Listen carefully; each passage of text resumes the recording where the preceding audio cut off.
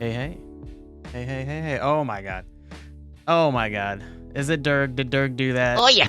Dirk did do that. Alright. Alright. Hey, Teamworm. Hi. There it is. Alright.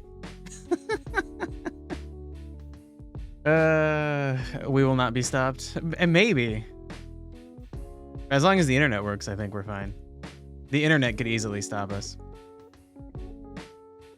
Dirk answered my question. Oh yeah. Alright. Okay. Alright. Are we good now? Great. I can tell my camera's centered good. Okay. Alright. Hey dudes. Let's do some lore shit. We gotta finish the magic system. So last time we 2 times ago we made the elements. They should be bold. Can I just like put the whole I just put this whole bitch in bold? Okay, no. All right, well. Oh, you know what? No, they're over here? Yeah, they're right here. Okay, cool. So 2 times ago, we made the elements for our system. And then what we're going to do is have an elemental system where each element does some kind of thing. Fire will make flames.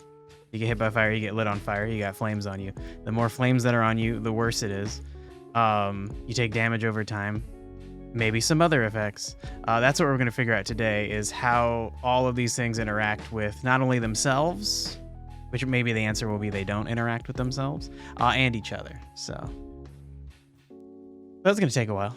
And if we figure that out, then we're going to fucking do some lore background stuff, like deities and shit. J-Swole, after 65 nearly consecutive days of streaming, finally got his sub 50 expert. Dude, holy shit. Look, I know I'm like a little BB minesweeper and shit. I haven't been sweeping very much. I feel like we gotta just have a minesweeper stream soon. Just like a whole fucking day of it. But sub 50 is like, there's something fucking, like how? What the fuck? Oh my god. You're functioning on 2 hours of sleep and 3 cups of coffee and 15 sandwiches. Ooh, the sandwich part sounds like a little overkill, but kind of nice. I like a good hedonistic binge. Oh my god. Dude, 2 hours of sleep sucks. Dirk, I don't know how old you are. I don't need to know how old you are. When I was like 20, 2 hours of sleep was like fine. I'd felt maybe not good for a little bit, but then I could function. Now that I'm like 33, 2 hours of sleep, I feel like I'm dying. Every moment that I'm awake, even if I'm no longer tired, it just like, I just feel it everywhere. It's fucking brutal. It's fucking brutal. Took J-Swole 2 months of grinding, just speed to drop his time by 2 seconds. Oh my god. I appreciate that people love a thing that much. I don't think I could love anything that much. That's fucking crazy. Holy shit. Okay, so you're almost no tuning. Yeah. Is that supposed to be like you're almost 20? You're almost not. I don't know. Whatever. It's fine. It's fine. You're probably not as old as me. Durg made this nice little sheet where like on this page you add in effects, and then on this page it makes a nice little table so we can write out what everything does when it interacts with another thing. So like I think the easiest nice little shit. Whoa, I said nice table. Oh god. I man, Crazy Pants and I talk about how like I have like internally I think a lot of terrible things and I don't say them, and not just like terrible like mean things, just like gross weird things. Something like that, like thinking of this table as a little shit. and I just don't say them. And I've warned her, like, if I get Alzheimer's, like, I'm just gonna fucking say all these weird things. I said sheet. Okay, sheet like shit. All right. Okay, that makes sense. You were doing the Dirk thing. All right. Yeah. I'm still not great at picking up on that. I need like an AI co-pilot. You're just joking that your work isn't much expertise, that's all. Come on, come on. This is functional and it's exactly what we need. It doesn't need to be any more than this. An Excel or Google Sheets expert would have made the same thing. You fill it out in one spot and then it fills it out for you in the other spot, which is fucking sweet. Okay, so whoa, Dirk, you said exactly what I said right as I was saying it, but you couldn't have known that because there's a stream delay. Unless you're behind me again, as you claimed to be yesterday. Okay, so I think the easiest thing to start with will either be like when flame meets flame. I think we're just gonna put like more flame. Or maybe like flame plus. So if you hit a guy who's on fire with more fire, he ends up even more on fire. And if you get him on fire enough, something will happen. Like there will be an explosion and he'll spread fire to everybody around him. And then and the environment too. You know, like light bushes on fire and shit.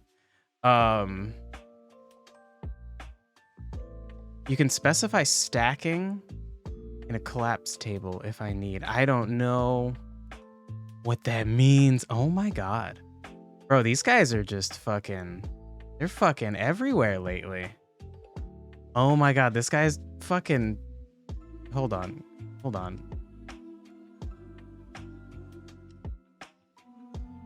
I'm going to shame this bot for a second. Look at this bro's fucking icon. Hey, Twitch, go there. It's like, what is that? Is that a dude like putting a banana in his mouth in a suggestive way? I don't know. Wow, he's got 3 followers. Fucking look at him. Holy shit. Okay, so time to report this guy. Da-da-da-da-da-da. Chat messages. Spam, scams, or bots. I mean, really, he's all of them. Twitch, don't make me just choose one. We'll go with scam. There you go, Twitch. And yeah, we're gonna block the user. Yep, and then we're gonna delete his message. Okay. All right. The return of the short message spam. Yeah.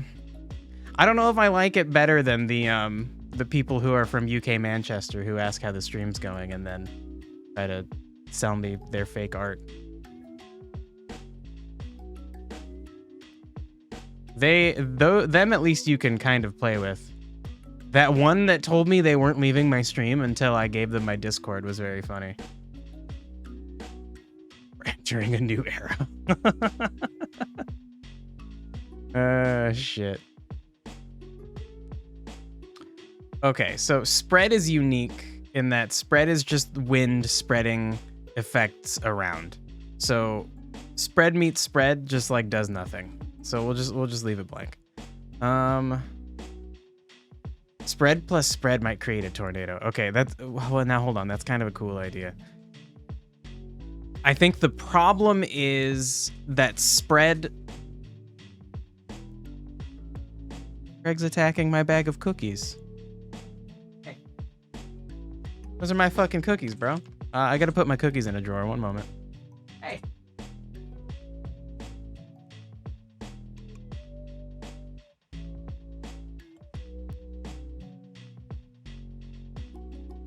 Fucking cat. Okay, so yeah, the spread is instant. That is the problem. Spread doesn't hang around like flame or shock would for a turn. So, or even more than a moment. Spread is just like, it happens, it checks to see if there's anything that can get spread around, and then it's gone. And you know, maybe it does some damage if you if we decide to set it up that way. But it just instantly does a thing. I do like the idea of spread plus spread making like a long-term spreading thing. Like a tornado that just goes around spreading stuff, but I don't see how to make it happen. We could do that we could have an ability that just does that. And actually, damn it, restarted my computer, so I'm no longer in the cool ideas section of my Scribe Google Doc. Okay, here we are. So I'm gonna add that. Spread tornado.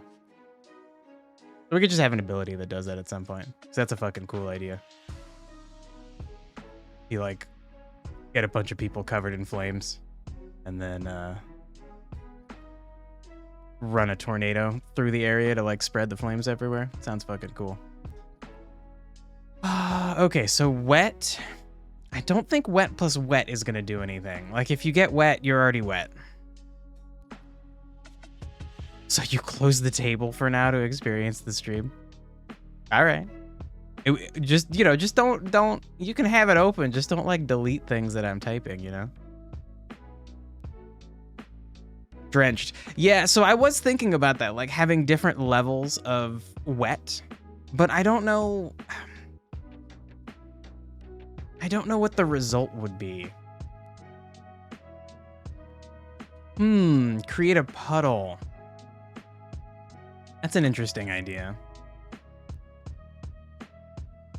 Okay, so then what would the ramifications of that be? Because if you're wet, you'll already be able to have negative reactions triggered against you. So like if you get wet and then you get chilled, I'm gonna go ahead and put that you get fucking frozen.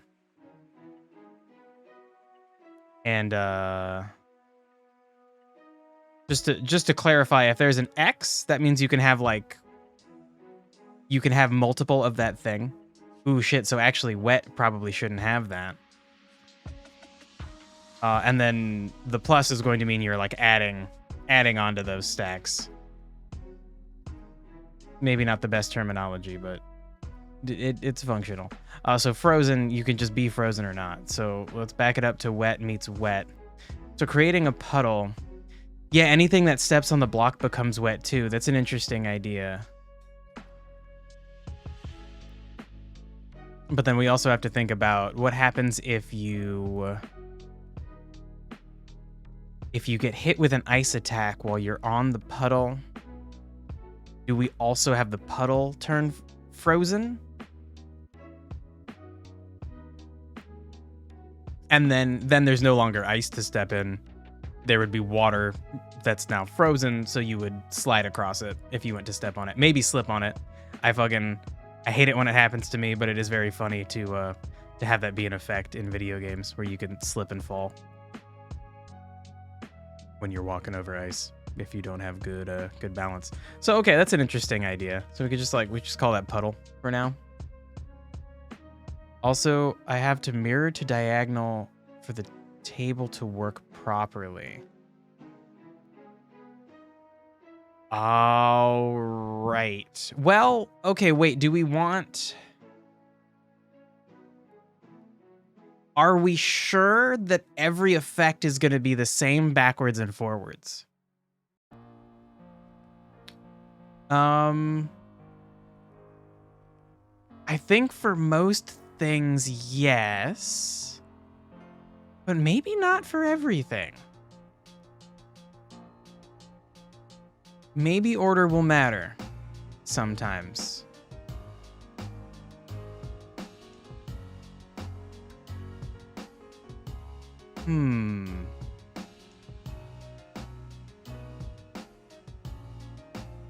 Yeah, let's go through each one at a time.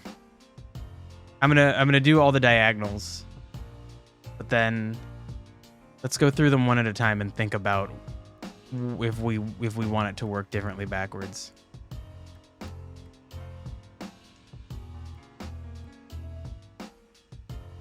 I think you might melt the ice like with water. Neutralized chill becomes wet. Ooh. Now, ooh, I don't know about that.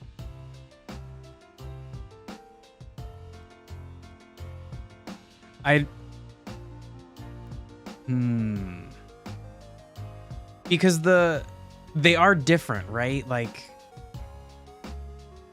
if you're chilled, you're cold. If you are, like, you're not, if you're chilled, you're not necessarily, like, covered in frozen water. You just, like, maybe, like, a cold wind blew by, or you got hit by some snow or ice or something, and now you are cold, but not necessarily wet. And so yeah, I don't think necessarily those would neutralize. One would neutralize into the other. It's fine. It's fine. Yeah, let's do the easy diagonals, and then I think I actually do want to fill this out bit by bit and confirm, like, mentally, logically, does everything work forwards and backwards? It very well might, but like Genshin Impact, if you do water and then fire, you get the same effect as when you do fire and then water, but it's actually like a different formula. You use different stats to determine the damage. It's the one that, like, activates it that determines the damage, and that is slightly important. Okay, so we're gonna keep going on diagonals. If chill hits chill, which is existing and which is incoming? I think we'll just do, like, the Pokemon chart where the left is the attack and the right, this column on the left is the attack, and the row at the top is the defending type, the thing that's already there. So like this table would be somebody's already chilled and you're putting wet on top of the chill, would be the idea.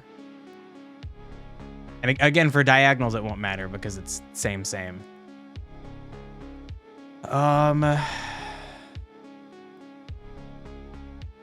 Okay, so if you do chill and chill, I think I want chill to increase, and I want you to be eventually able to get to frozen by stacking chill. But until then, it's just like a more and more of a slowdown, more and more limiting on your actions. And if you want to get to frozen more quickly, then you're going to have to use wet to get to it. But you change some formulas, it'll take a second. Oh, okay. Hold on. Let me confirm that it should work that way. Let's look at a Pokemon type chart. Yeah, the incoming thing goes on the left, and the already existent or the defending thing goes on the row at the top. Okay, so what I'm doing shouldn't be messing with any formulas, right? I'm just filling in a thing that doesn't have anything going on. Hopefully it's not a problem. Okay, so next we're gonna move to grounded and grounded. And I think that, again, that'll increase your stacks of grounded, which is like mud or earth is like physically stuck to you.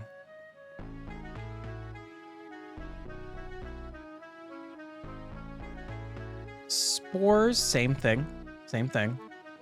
Spores are like weird little nature plant spore things floating around you, making it hard for you to see, maybe doing damage to you.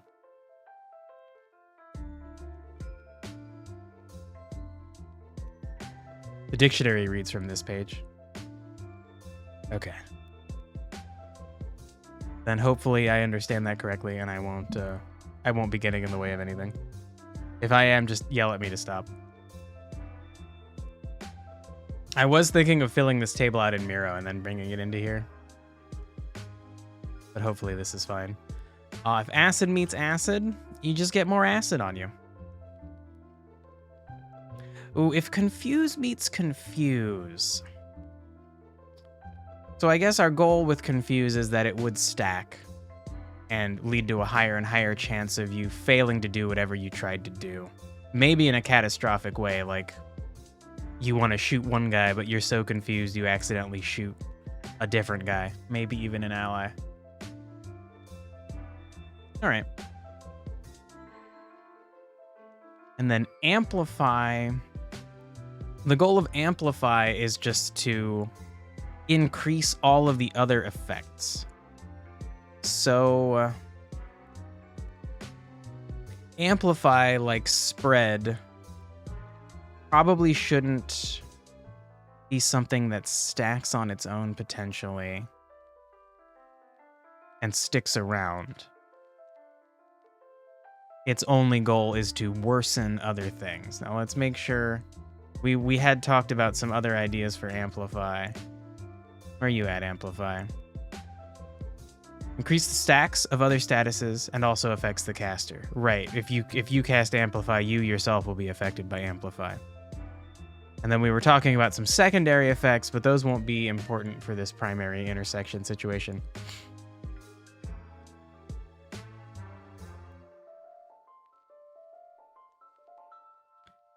Might have like an inverted bell curve with confuse. So like at 5 stacks is the absolute worst. But on 10 stacks is an extremely good bonus. Okay, wait, that's an interesting idea. I don't know if that necessarily works for confuse, because I would think the more confused you are, the worse the situation. But that is a really cool idea to have some kind of buff where you want it, like it's bad until it's good. Okay, I'm gonna put that in the cool idea bin.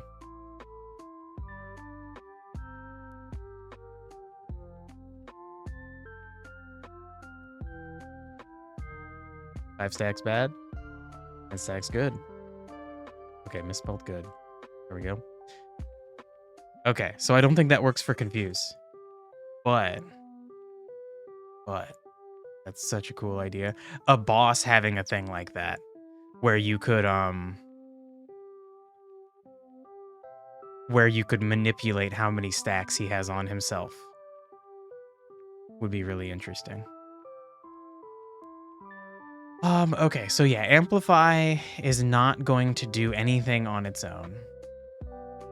All right, Dirk, you said you're gonna make a copy. Okay, you copy the file and you mess with the copy. Yeah, that makes sense. Sweet. Okay, so amplify does nothing. Now we go to resonate. So then the idea with resonate, damage increases or chains based on the number of stacks. Right, resonate is going to kind of be its own thing. It may not interact with other things, but essentially it would stack to do damage every turn. And then potentially jump to nearby things. Okay. So then you'll just add to the current stacks of resonate, and then light makes you easier to see as a target, lowers your accuracy. This is like blinding, dazzling, radiant light, which will just stack. Okay. All right, fingers. You wanna fucking play this game?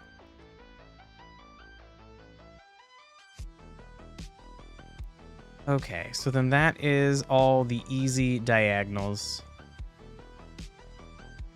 Now I guess we can like go across the top. So if flame hits shock,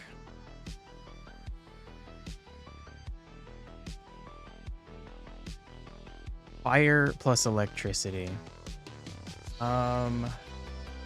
Need to look up the Genshin impact reactions.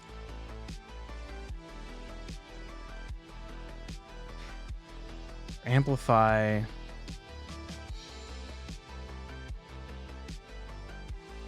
Do they stack and amplify? Wait. Amplify do stack and amplifies incoming or amplifies what is already on the creature. I think the idea was that amplify stacks what's already on the creature. I believe that was our general idea for it. Increases the stacks of other statuses and also affects the caster. So whatever the caster and the target already have on them, this will increase those things.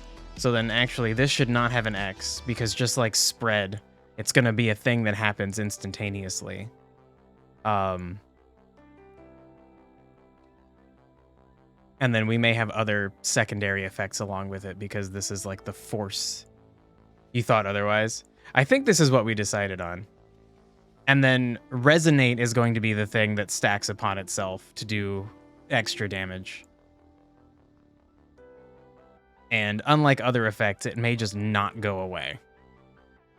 Like resonate is a dangerous thing to have on you, and it stacks relatively slowly compared to other stuff, because it's just like not gonna go away.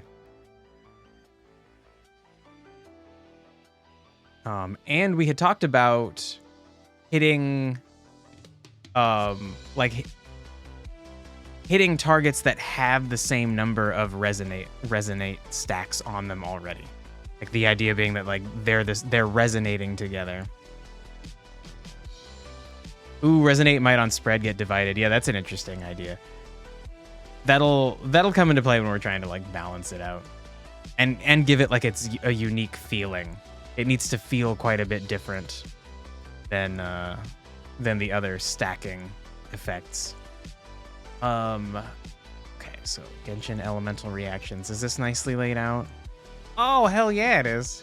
Hell yeah, bro. Okay, cool.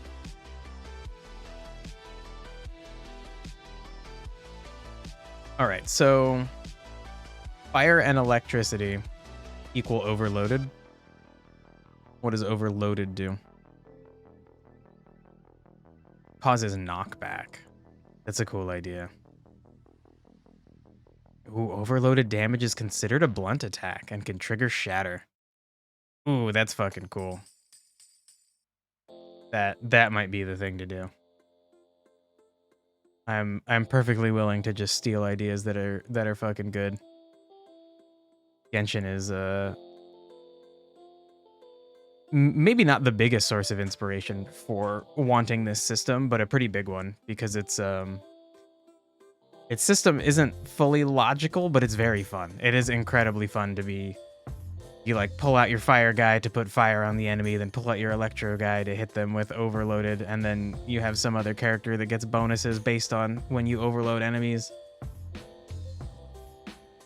And you're just like constantly cycling from one cool thing to the next. Okay. So actually I think maybe we go with that.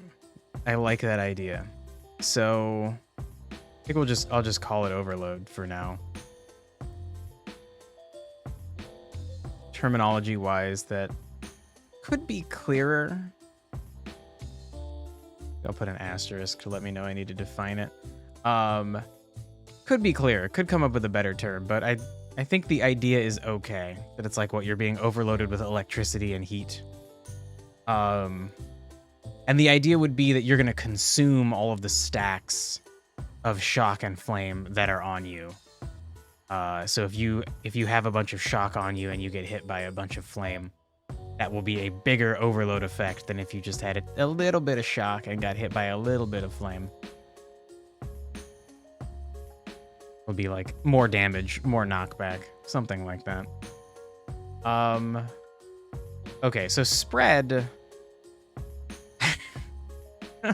Like, I think actually, I guess we need to specify what things react with spread, because maybe not everything does, because the idea is that it's the wind spreading things. And nothing is going to hit spread coming in. So I honestly kind of think maybe just the centering. Like if we just, it's like fucking not spread is not on a defending type. It's not a defending type. It's not going to be on a creature for a time. So that's not a thing. All right. Flame and wet, definitely agree with Genshin Impact. We're going to do vaporize here.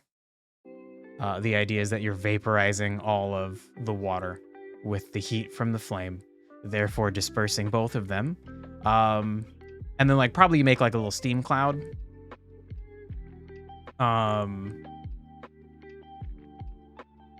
Knockback could be interesting. I mean, if you violently create vapor, there is some kind of physical force involved, but I think it might be better to have overload be the knockback. And I guess I should make a spot to discuss each of these things. Yeah, let's do that. So we're not going to use this table anymore for what I thought. We need a table with just like 2 columns. Look. Where is the table command? In more apps. Is it really not like a default thing? Okay, actually, you know what? Hold on. This already has the right number of columns. Can I just like delete? You can add rows. Can you delete them though? All right. All right. Never mind. Here's a table. Great. Shit. Well, it starts at 3 though. Okay. Can I just, you could just, wow. You know, sometimes it's that easy. Okay. All right. Let's add some columns. I should select a row. You mean column? It's good. It's good. We got it. We got it. We got it. Okay. So, and now, you know what? Actually, you can link a working sheet to Miro. Oh, that's cool. Through integration. Okay, I don't think we need to do that. That is very cool though. Okay, so we need like, this is like incoming. You're so tiny, bro. Be 64. Sure, 64. Fine. Fine. We'll have the default be this. Okay, because most of this is going to just be really sure. Incoming and current. Sure. Okay, so then you have the current effect that's on you, and you have the incoming effect. So like flame, and then shock. Oh my god, I have caps lock on. So if you have flame and shock on you, then the result is overload. And then we actually need another one. And we'll have a description. Okay, but and then all of these will have a smaller font so we can describe what's going on. Okay, so we're gonna remove the stacks of flame and shock. What else are we gonna do? I'm gonna do bullet damage and knockback. I want knockback to be a valuable aspect of this game. Tactical combat where you can like, where the game is really focused around like knocking enemies back so they're too far to do things, or knocking enemies back or pulling them forward so they're in a group, so that now that attack that you have that does like a damage in a line or something can like hit all of them. Like that shit feels so good. That is what I'm after. I want my Pokemon game to do that. And I didn't quite get that itch scratched from Pokemon Conquest. It wasn't quite what I wanted. It was fun for sure, but not quite what I wanted. Okay, so let's have this last column be quite large. How do I move you? I need to click off of you, then click you as a whole, then move you over here. Okay. Oh, that's interesting. All right, so we want this. Shit. Centered? Yeah, we should have the ones up here centered, sure. And then we need enough room for the word overload. All right, good enough for now. Okay, so then back to this situation. Okay, so we want to do vaporize. vaporize next, which is flame coming into wet. The effect is vaporize. And then what we want to do is, maybe the term we should use is like consume stacks. I think consume gives you the idea, conveys the idea a little better. Okay, also you're a 36 now, buddy. Oh, actually, can we just change the whole thing to 36? Yeah, no, yeah, just make the whole thing 36. Thank you. Did you do that? You did do that. Wow, good job, Miro. Okay. Okay, so it consumes stacks of flame and wet. And then probably also like some kind of blunt damage. Let's see what Genshin says. Genshin, what's your deal? What do you do with vaporize?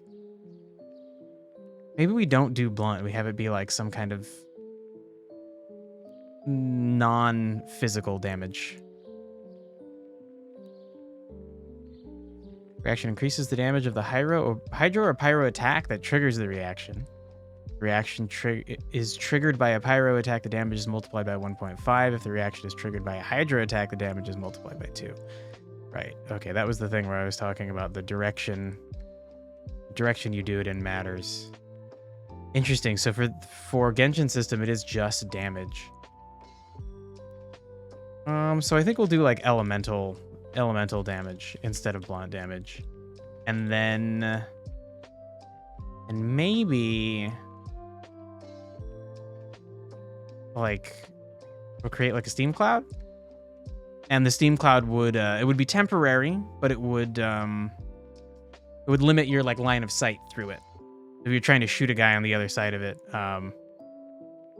you might just not be able to. Maybe we do like one space worth of steam cloud makes it hard to see, 2 spaces worth of steam cloud, and you just fucking can't see it all. So like you just couldn't try even if you wanted to. Well, the idea of telling your character to just blindly shoot through the steam cloud with your bow and arrow is an interesting concept. Like maybe you would hit somebody. Probably not, but maybe you would. All right.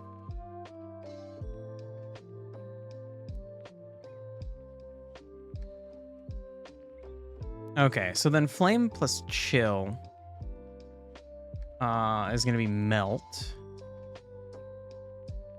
And melt always, to me, like Genshin uses melt. Melt always sounds good to me. Like, oh, I'm frozen and you're going to like melt me? Like, okay, great. I'm not frozen anymore. But I think the idea is supposed to be that it's so violent of a melting. It's like catastrophically painful. Oh shit, I'm learning stuff about Genshin. I didn't know there were different multipliers for melt. Oh shit. You fixed a thing so it will show the stuff properly in dictionary on what is existent and what is applied on top. Okay, I'll have to see that. Oh shit, we got Greg. Greg's in the house. It took her so long to learn that you can sleep in a bed. But now she's here like every day. Great. But yeah, Dirk, I'm going to keep going with this and then I'll check out the change you made. Greg. I need a Greg emote. I've got like 3 or 4 emote things in line and I just haven't fucking made them, but I need a fucking Greg one too. Ooh, and we could even maybe get a Greg paw. Since she's got thumbs. Bad girls. Hold on now. That sounds suggestive. Maybe not. Certainly not with Greg.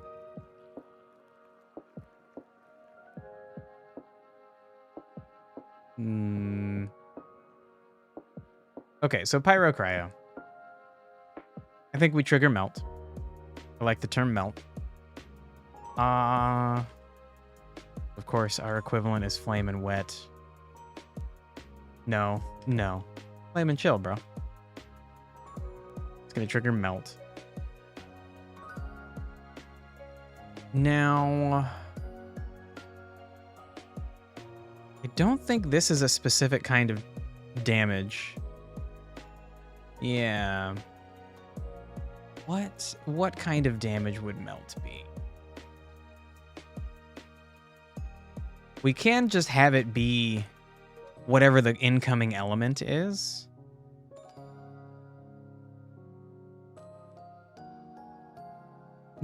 So like the idea would be if someone's on fire and you hit them with like an ice spear, the fire like violently explodes the ice spear and does more ice damage. If they're chilled and like covered in like ice crystals and you hit them with fire, the explosion of the ice crystals, it still honestly seems like it would be like ice damage. It seems like the flame would be like making crazy ice damage no matter what direction it goes in. It seems like the ice would be the thing violently changing.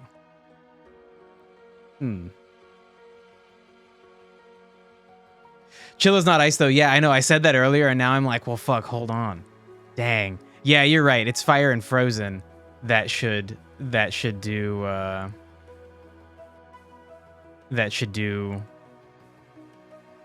fucking melt. Okay. Chill and flame neutralize.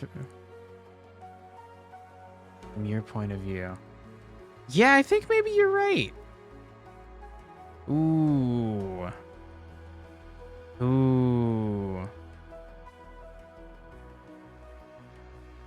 How about using wet and apply fire damage as in thermal energy? Aired by steam as in the thermal energy that's in the steam.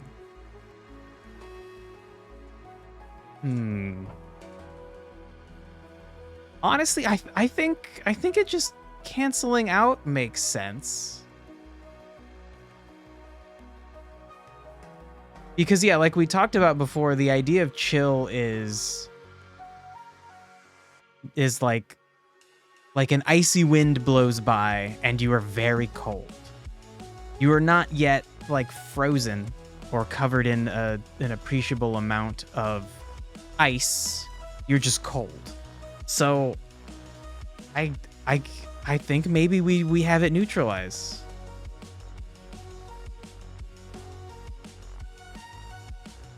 All right, no, it should be neutralized, and then we'll just, yeah. Okay. In Elden Ring, Frostbite does damage, and if you hit them with fire and cooldown, the cooldown for Frostbite goes away, and you can proc it again. Oh my god, that's fucking hilarious. I guess it's kind of weird that there's a cooldown for Frostbite to begin with. But that's interesting that fire removes that cooldown. That makes it like worse for them overall. But you would think if you had Frostbite, let's keep it the same point of view. If your opponent is frostbitten and you heat them up, like that would be nice for them.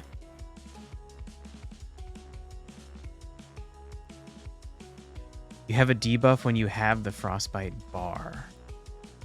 Oh, it's when you have the bar?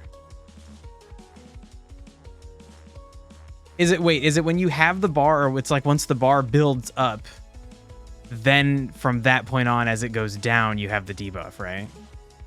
Frostbitten by Frostkit. Oh my god.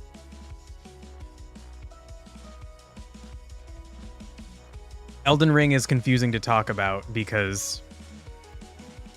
Okay, it is once it builds as it goes away, right? Like if you're getting poisoned, the bar is going up and nothing is happening to you until the bar is at the top. Then you're poisoned and then the bar ticks away. So then if someone has that debuff, if someone has the debuff from Frostbite and you hit them with fire, that's what you're saying will go away faster? So then I guess that would be helpful for them.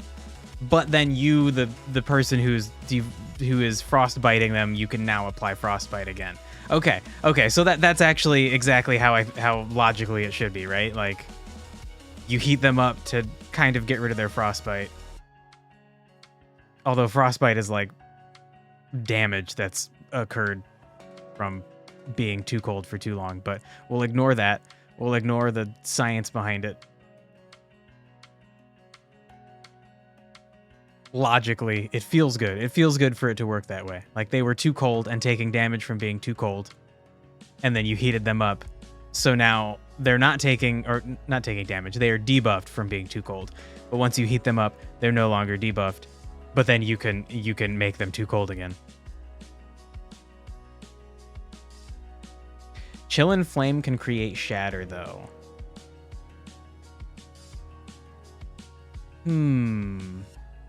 That isn't... Okay, that's an interesting idea. Oh, okay, how do we want to do this? How do we want to do this? That does seem kind of cool. I feel like maybe they should just be... One should just neutralize the other. Oh my god, a fucking... Metallurgy Wikipedia link. What am I looking for here? Oh, this thing that my face cam is kind of blocking looks cool. Photomicrograph of martensite, a very hard microstructure formed when steel is quenched. I fucking love that term. Tempering reduces the hardness in the martensite by transforming it into various forms of tempered martensite. I think usually with tempering, you quench a thing and then you smack it with a hammer a bunch, and then you quench it again, then you smack it with a hammer a bunch. And it makes the thing more flexible. Like hardness is nice, but in some applications, you don't just want something to be very hard. You need it to be strong, but you need it to kind of wiggle and wobble a little bit. I'm taking you back to mechanics of materials. Dude, did you not enjoy that stuff? That stuff is so fucking cool. Like, oh my god. I don't know. I love learning weird shit about how the world works, and then especially like engineering stuff is always like, here's the practical application for that.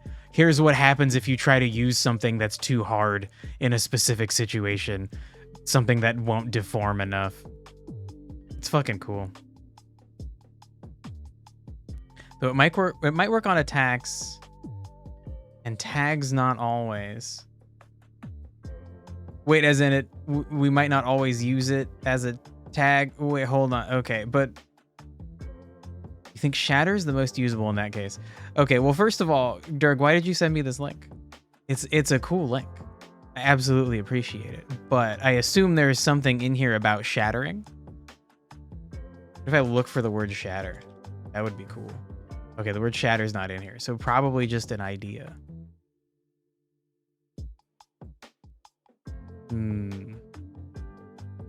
Oh, because you heat it up. Okay.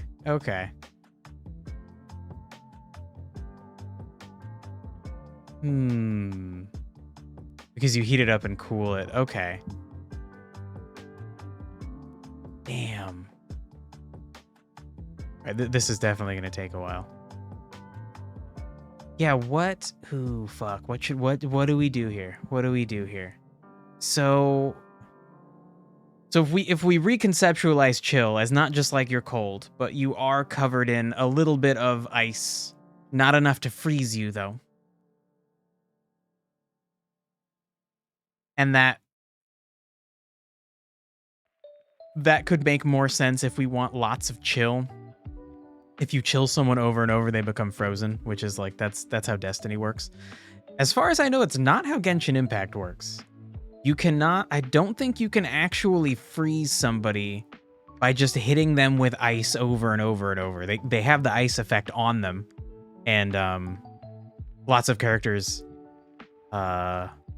you want that. Like Crazy Pants and I play Genshin together, and she uses a cryo DPS, and I use a cryo DPS. If you have two cryo DPSs together, if you're attacking an enemy with cryo on them, you get like a bonus crit rate. It's like 15% or something, but it never turns into frozen. I don't really like that. hoarfrost is such a cool word. Also, it was fun as a kid to be able to say whore and to be like, you can't get mad at me because it's part of the word hoarfrost. I'm just saying hoarfrost.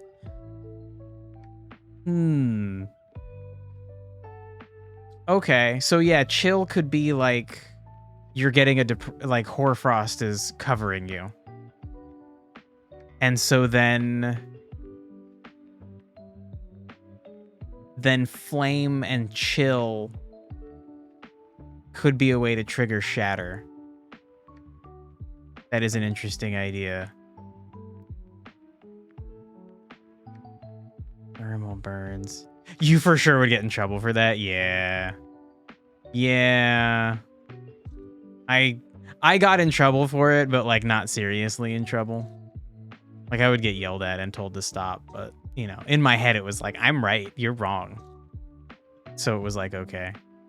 I also, man, I got in trouble. I said fucking a few times.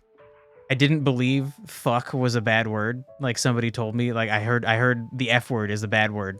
And then somebody told me what it was. Like a kid's older brother. Just trying to sow chaos in a younger person's life. And I just didn't believe it. I just didn't believe, like, fuck just sounded stupid. So I didn't believe it. And I said fucking once or twice, and my mom got really mad at me. And I was like, okay, maybe that is the F word then. And so then I started saying freaking, and I would use freaking in the same way that people would say, like, fucking. Like that freaking dog won't shut up. And then I would still get in just as much trouble. And I got so mad. I was like, but I'm not. It's not a bad word. Like, you can say freak.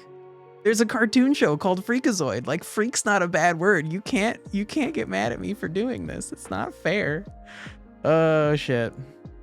The F word was a bad word just on its own. That's funny. If I had a kid, or if I was around a little kid, and instead of saying fuck, they said F word, I would be tickled and think that's adorable, and I would not get mad at them. But I'm never gonna be a parent because I can't fucking deal with the responsibility. So maybe that's just a sign that one of many signs that I'm unfit. Okay, so maybe we do have this be one way to trigger shatter. If you do flame on chill, you can trigger like a small shatter. Well, it would depend on how much chill is on them. Maybe it takes like 10 stacks of chill to fully freeze them. So if you hit them with flame when they've got 9, that's gonna be pretty good. Probably not like linear. Like you would definitely want them to get fully frozen before you actually shatter them with like a physical attack or some other kind of blunt attack.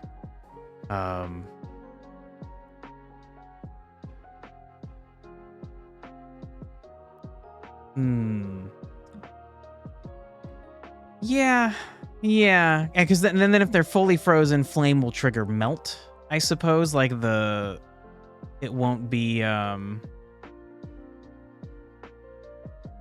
as reactive, so you will violently melt them, but you won't explode them.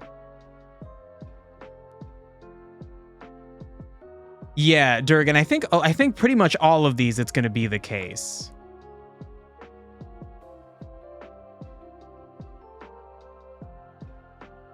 Isn't chill incoming where I print? Wouldn't... Wait. So the idea would be you already have this on you, and then this is the thing coming in. So then it would go here. And I think for all of these, it's just kind of implied that the number of stacks you have of the incoming thing, of the already there thing, the thing you already have, this is coming in, this is already there, the more severe the thing will be. And probably it'll be the two together, right? Like the strength of the overload would not only be based on the shock amount, but also the flame amount that's coming in.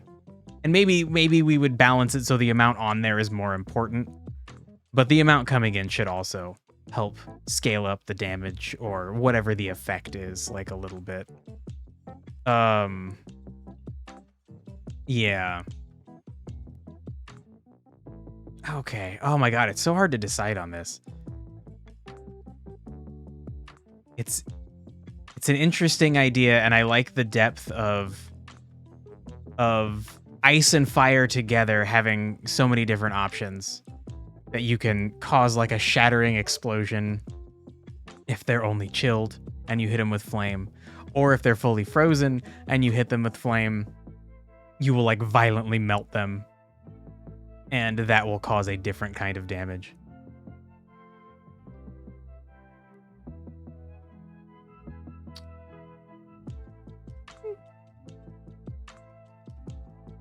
Or do we just get rid of melt and we have it all have it just be shatter? And the idea then is like flame is violently melting the frozen target to the point that it like explodes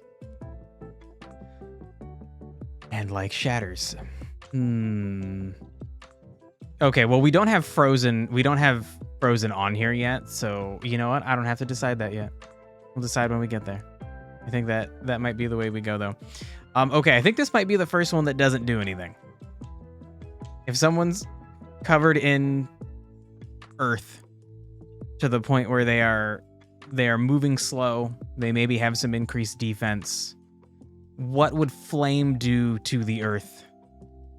I guess a lot of enough flame and you could melt the earth into lava, but I don't know if that's what we're going for.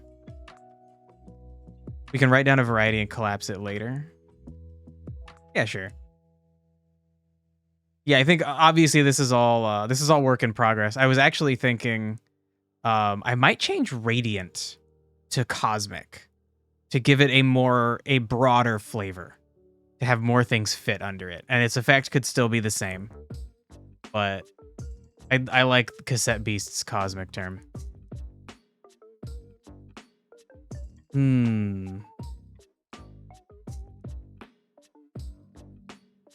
Ooh, Celestial's a good term too. I feel like cosmic is like weirder, creepier. Like if I think of like Call of Cthulhu monsters, I think of like cosmic horror rather than like celestial horror. Celestial still sounds like, oh, it's like heaven. It's all good. I like cosmic because cosmic can be like creepier bad. Astral's okay. Astral's okay.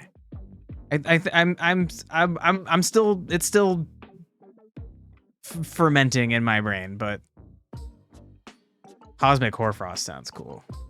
Damn. All right, okay, back to the fucking thing. So, Dirk, you suggested Molten as an effect, or Scorched. We might do Scorched, that could be interesting, but I don't know. Stellar is kind of neutral. Yeah, I don't know if I want it to be neutral. Like, Astral and Stellar both sound like, it's just related to the stars. But Cosmic sounds more like epic, more foreign, more bizarre, which I think is the feel I want for it, but I don't know. We got time. I got like weeks before this ends up being needed to be at a state where it's going to be like coded into the game. So my problem with this is like, let's say your target is like covered in a bunch of mud. I feel like that would protect them from the flames. Unless you hit them with so much fucking flame that you could like literally melt the mud. I feel like it would protect them. Cosmic is both void and light. Ooh, I mean, you're just like making the argument for me, buddy. That sounds fucking cool. That sounds like it just gives us more options. We could maybe even have Cosmic be the only element that has two keywords that interact. But I don't know if I would want Void to be a thing that interacts with all the other things. I think Light is good enough. I just like the idea of Cosmic because then you can kind of dip into some more weird kinds of abilities just to give the element more flavor. But like I said, not sure. Not sure. So honestly, I feel like maybe we just have this not do anything. We can oppose force and cosmic damages. That's an interesting idea.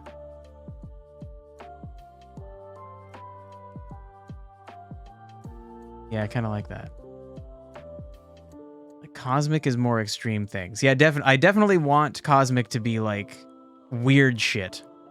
Weird, eerie, inexplicable, while also still including like the radiant idea, like a god's powers, godly light is still in its own way like kind of fucking creepy. It's kind of fucking creepy in a foreign, out of this world kind of sense. Okay, so because I don't know of a succinct way to have flame only affect grounded if you have like a shitload of flame, I think maybe we just have grounded give you like no actual interaction. And in fact, maybe grounded in general will just give you resistances to a lot of these elements. Grounded may not interact with a lot of stuff. You can maybe spread it with spread. That might be it though. Ooh, it might interact with spores. Okay, we'll get there when we get there. Slowed. Splode spores. Oh my god. I was kind of thinking like maybe the spores would take root onto the grounded. Like you cover a guy in mud and then you hit him with nature spores and the spores like take root and grow on him. But I don't know. Would that be good? Would that be bad? I do like the idea of there being elements that you don't want to mix. I know. We're in flame. I know. We're just talking. It's fine. Okay. Flame with spores. I feel like you would burn up all the spores. Now, the question is what is the end result of that? You hit a guy with some crazy nature spell. There's weird nature spores floating around his head that makes it hard for him to see. Then you hit him with some fire, and all of those things just burn up. Do we just do some damage? Is that just like a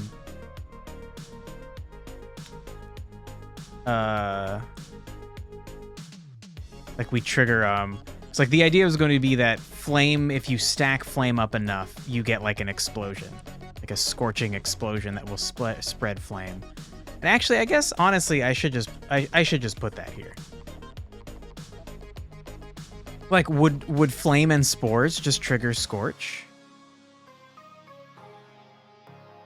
Ooh, but maybe it wouldn't spread. Like the idea with scorch is it's like, wow, like it explodes everywhere. So maybe flame and spores is just damage, just straight out damage. And then you're gonna consume. For enough stacking, there's a collapse table. Check it. Oh, right. That's what the purpose of this is, right? Right. Okay. And there are thresholds up to 10. Right. I do remember checking this out. Okay. So I think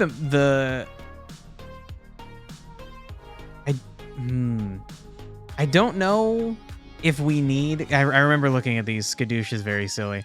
I feel like each one might only need one spot where it collapses into a new effect. But yeah, let's deal with those after. I still think it makes sense to write Scorch here, since that'll be the goal. It's okay, great. Yeah, do we? I don't know if we need a fun term here. I wish there was a nice succinct term to explain that, like, we're just gonna burn up all the spores and just do damage. I don't need to fill it up. Well, you know, I think I do. I think we do. We'll get it filled out. Put both neutralize and damage. Yeah, that's an interesting idea. Maybe like that. Keep it kind of short. Neutralize plus damage. Is the damage based on the spores or flame stacks? I feel like it should be based on both.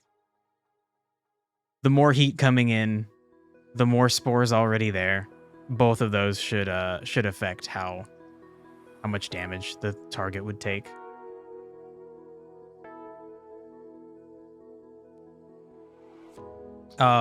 Because that's one of the big aspects that I foresee about how I can balance things is by tweaking not only how much damage an attack does, but like if it's a fire attack, giving it more or fewer stacks of flame that it applies to the opponent. So you might have a really powerful fire attack that doesn't add any flame on to the opponent, or you might have a really powerful flame attack that only adds a little bit, or a weak flame attack that adds a lot of stacks of flame. And I think that level of depth is very simple for someone to understand, but then leads to a very complex situation where they're going to have to consider all the different buffs or debuffs, reaction types that could occur. Maybe using a weak spell that adds a bunch of flame stacks is the right thing to do because they have a bunch of spore stacks on them, and that'll actually get you the most damage in that case. But, you know, whatever. Let's keep going. Ooh, flame and acid. Amplify acid or spread the acid. What? What happens? Let's ask Google. What happens if you boil acid? Because that's basically what would happen. That depends on the relative vapor pressure of the acid in question compared to water. God damn it. Wombat, don't give me a fucking science answer. Give me a cool science answer.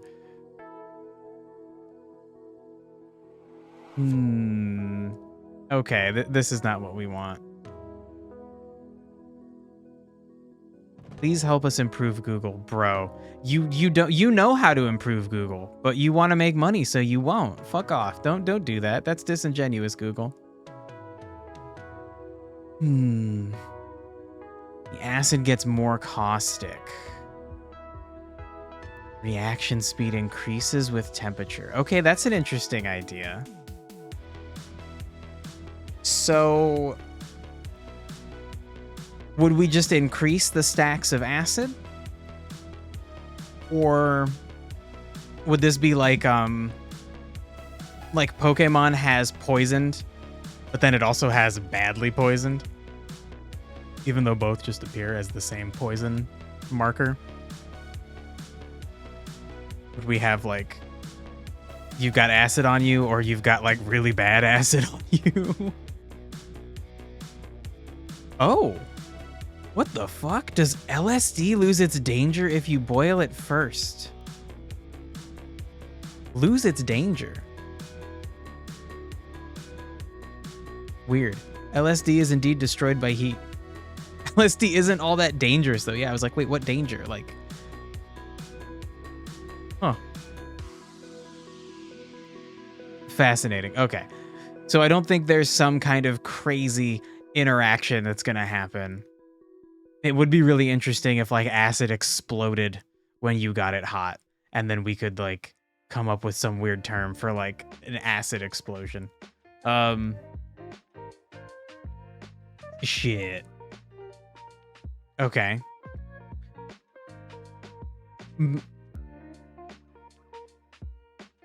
Maybe just making it more severe. There are some acids that do that. Yeah. Yeah. We can make it the same way as with spores. Yeah, that it neutralizes and does damage. Damn, I like the idea of making it worse in some way, though. That's so much more interesting. Because I like that would then encourage somebody to be like, oh, like acid and fire work together. I can make like a team of people and their whole fucking job is to just like pile on that acid and the fire and just fuck people up.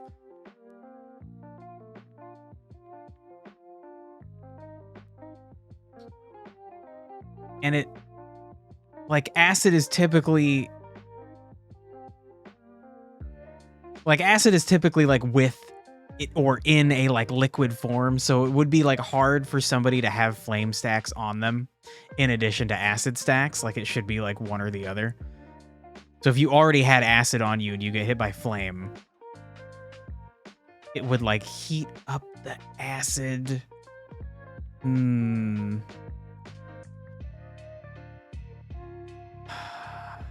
But multiplying the acid stacks, or make acid plus X as in like a higher adding to the stacks, or making it a like more potent version. Like if you had 10 acid stacks and you get hit by flame, then it makes it into like acid level 2. Ooh. I also have to keep in mind that I have to program this with my shitty programming knowledge. Each one of these is going to take like weeks to figure out. Shit, it's going to be fun though. Also, like I was saying, I kind of want to start working on like separate little projects. And I think one thing I might do is just work on coding these things in a completely separate game, just so I can understand the math and the logic behind coding all of these things. So when I get to it in Symbiote Scribe, it'll go more smoothly.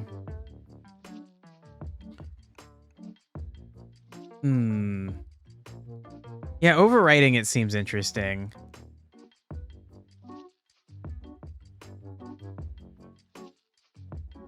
Don't know how to... We could just call it like Acid 2 for now. Maybe like Acid level 2. So like... Ooh, or we could call it like Concentrate? That's a very long... Okay, maybe just acid level 2. So the idea would be that you get hit by flames and that like concentrates and worsens the acid.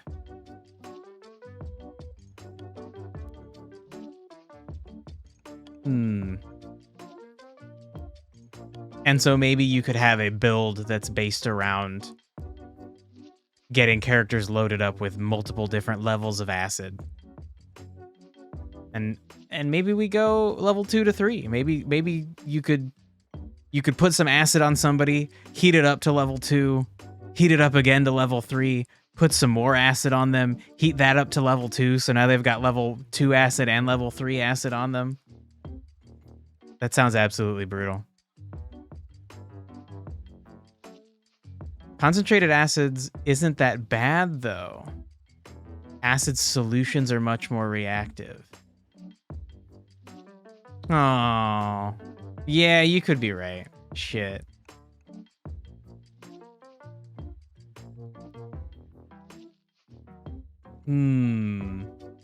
Okay. So what if it just vaporizes the acid?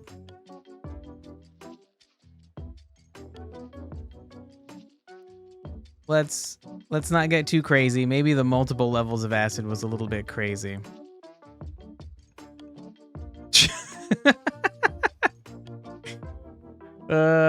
Do you think you had that backwards, Dirk? I mean, definitely a concentrated acid is worse than a not concentrated acid, but oh my god, asthma status. So what if we like make like a toxic cloud? How about, well, let's just, you make an acid cloud. I think that's a more simplistic situation. And you know what, honestly, now that I'm thinking about it, I don't think we need to put neutralize here, because the entire point of all these interactions is that it removes all the stacks of the things. It gets rid of everything. So we're just gonna get damage from spores. An acid cloud would be really interesting. So you could take damage on its initial formation based on the flames and acid stacks going into it. And then you're kind of forcing the character, like, they need to move. It works nice with the corrosion and fire intersection. Oh shit, we're not even there yet, bro. Dang. But yeah. I mean, that does sound like something you would want corrosion and flame to be able to utilize further. A fucking acid cloud. And yeah, Durga, that at least that's how I was conceptualizing this. That everything gets used up. I guess shit. Okay. No, yeah. Even in the case of Scorch, in the case of Overload, everything gets used up for some result. You might create some acid into the cloud, so it will be both acid and in acid cloud. Wait, hold on.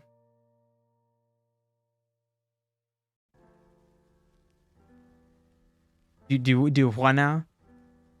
I feel like, okay, wait, hold on. So you're saying that, like, in some situation, you would have both acid and an acid cloud, which I definitely think would be possible. Like, ooh, and if someone is covered in acid and standing in an acid cloud, they're probably going to be taking a lot of damage over time. Okay, so you're saying in this specific instance, you're suggesting the idea that part of the acid from your skin evaporates and some of it remains. Ooh. Now, while that might be more realistic, I like the punchiness. I love this like simplistic idea where when you mix two things together, you lose all of the buildup and you get some result based on that. So I think I want to stick with it just being... For neutralize, you suggest just use NN. All right. When we get there, if we get there, there's got to be some things that are gonna just neutralize. But so far we just have things that don't really react with each other.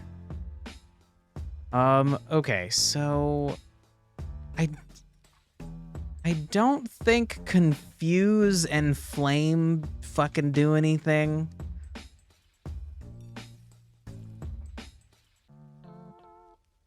Amplify.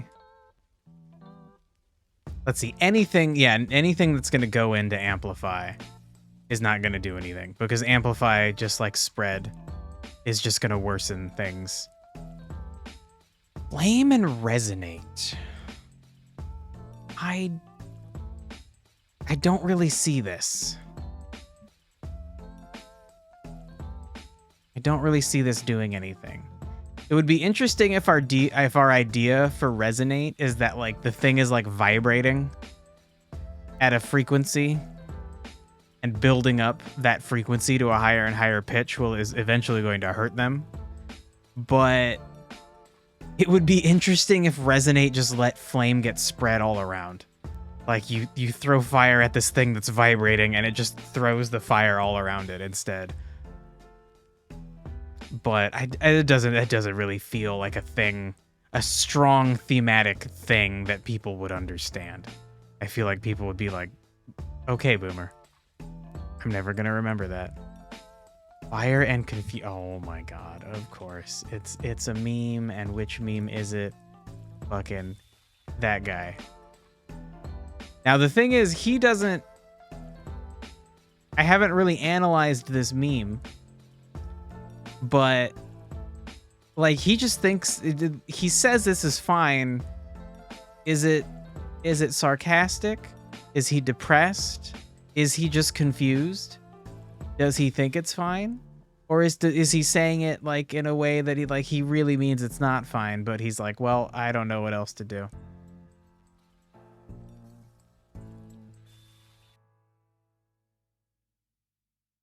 Resonate might split fire in nearby targets, like spread it but without having it on the initial target. Yeah, that's kind of what I was thinking at the end there. Using it as a blade to divide fire. That sounds fucking cool. That sounds like a cool fucking anime thing. Like a fire breathes dragon on a dude and he just like uses a giant sword to like split the fire in half and like go to the side of him. Sorry, I smacked my mic. I have no idea if that came through. Yeah, it seems like it comes through. Okay, so I should not have smacked it again to test it, but I was curious. It's so hard to know. This microphone blocks out so many kinds of noises, and it blocks out most of the noises of readjusting or hitting the microphone, but not all of them. The full comic definitely makes it him coping poorly. Oh shit, I had no idea there was a full comic. Okay. All right. So he knows what's going on. It's just like he's in denial about it. I think they put that meme into Fortnite somehow. And people were like mad at first. And then the guy who made the comic tweeted and was like, no, like they paid me. It's okay, you guys. It's not like the dances where they just stole them. Like, they paid me. It's fine.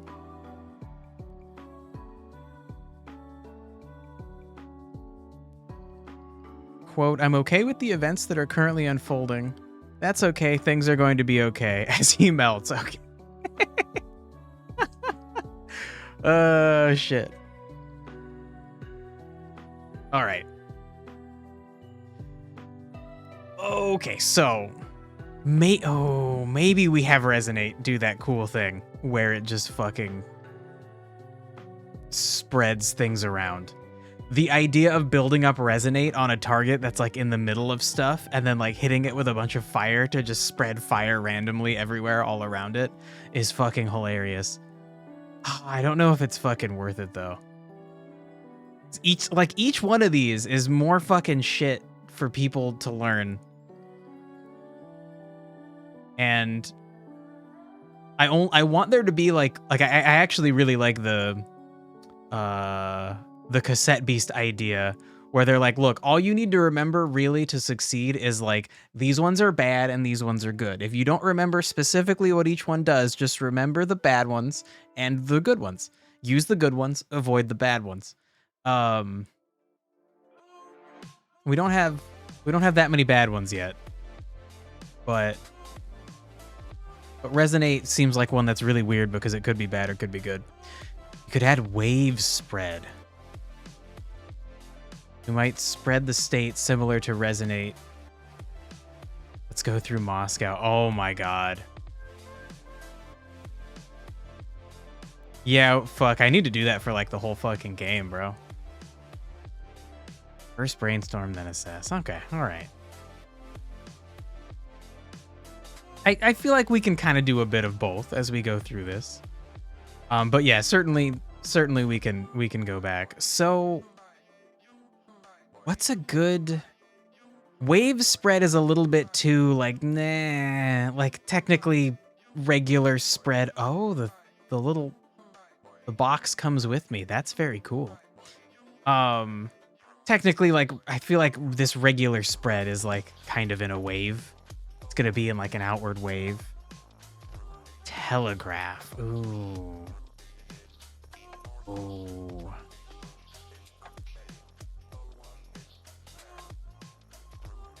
Okay, actually, here's something to think about. So spread, the idea of spread is like one guy's on fire and you spread that fire to everything around him. What exactly do we want Resonate to do? There's going to be a guy who's resonating,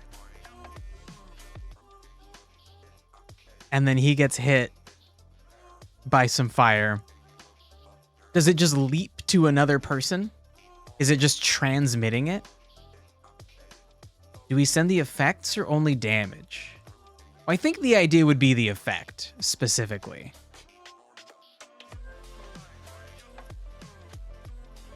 it would get too crazy and unpredictable if, like, you would never want to resonate something if you couldn't hurt it. So I feel like the idea is going to be that it just sends the effect. So like you attack them with a fire attack.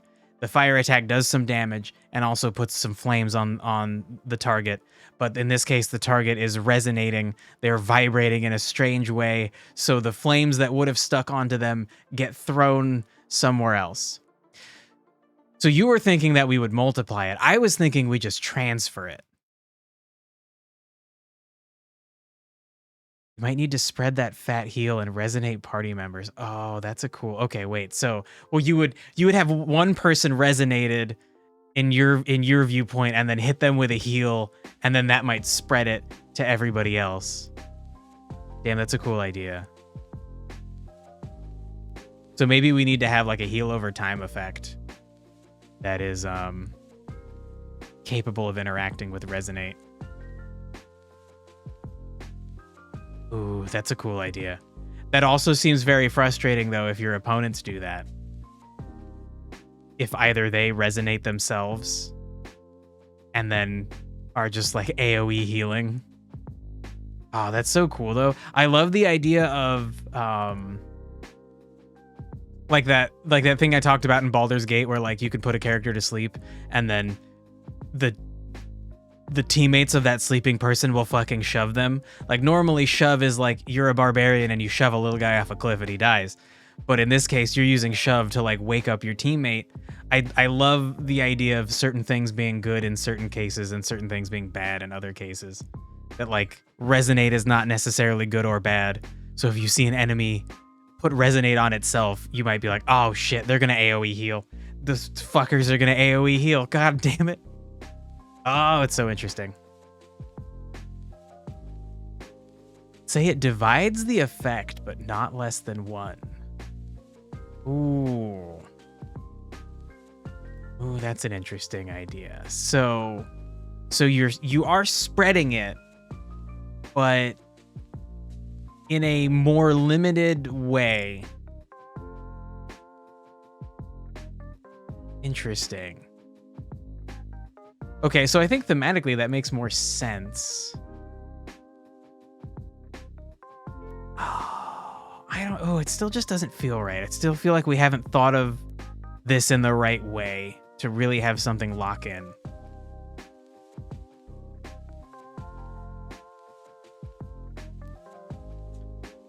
For example, we hit resonating and a guy with flame 3. There's another resonating 7 guy. We split flame 3 by 2 equals 1 to everyone. Wait, hold on.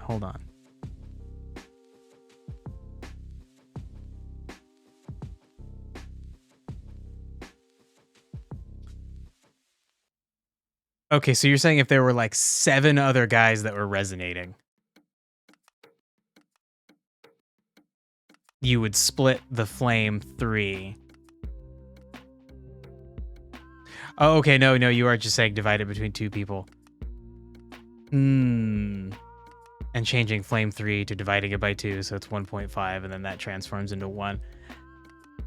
Oh. That doesn't feel as good. Well, yeah, that's what I was thinking. If there were 7 separate guys, they would still have flame 1 at least. And so then that kind of shows a way to utilize it well. But then it just kind of sounds like this is a worse version of spread. So, fuck. Okay, hold on. What if we get a little bit loose with the idea and like, what if you have 2 guys that each have the same resonate number? Like maybe they both have resonate times 2. What if we like bond them? So then if you put flame on one of them, then the other one will get flame as well. So they could be You're like quantum entanglement. You're like linking these guys together. So they could be on opposite sides of the battlefield, but you give them both resonate, and then you can stack flame. You could you like your fire guy is up in the corner with one guy that has resonate, so that your fire guy puts fire stacks on the one of the guys that has resonate, and it puts it on the other guy that has resonate, and then maybe your ice character is close to that other guy that has resonate, so he hits him with an ice attack, and then they both end up with stacks of flame and then get hit with ice, and then they get the like shatter effect or whatever the result is. I think that's a fun idea. And on initial resonate, you make their initial statuses equalize. Ooh. So like we would divide it among them, not just like multiply it. Yeah, that seems like a useful thing for balancing. Because that would be like incredibly unfair to give a guy like a ton of flame stacks and then just resonate the whole team and spread the flame to all of them.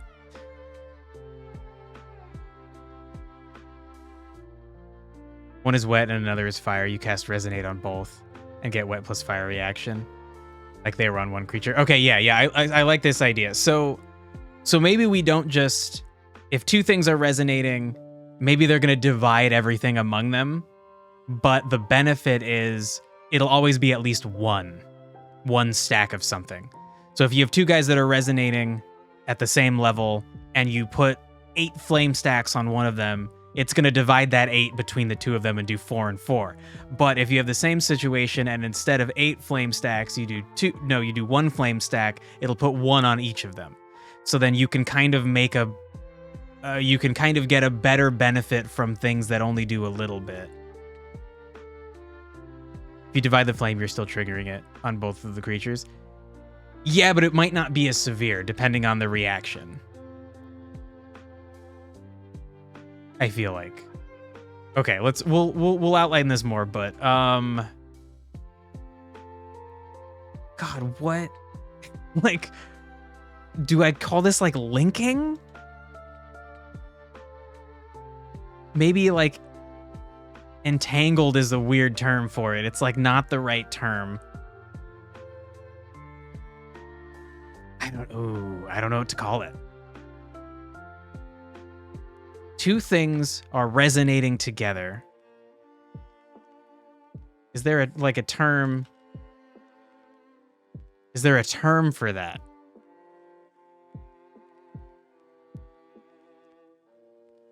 Like scientifically. Ooh, harmony.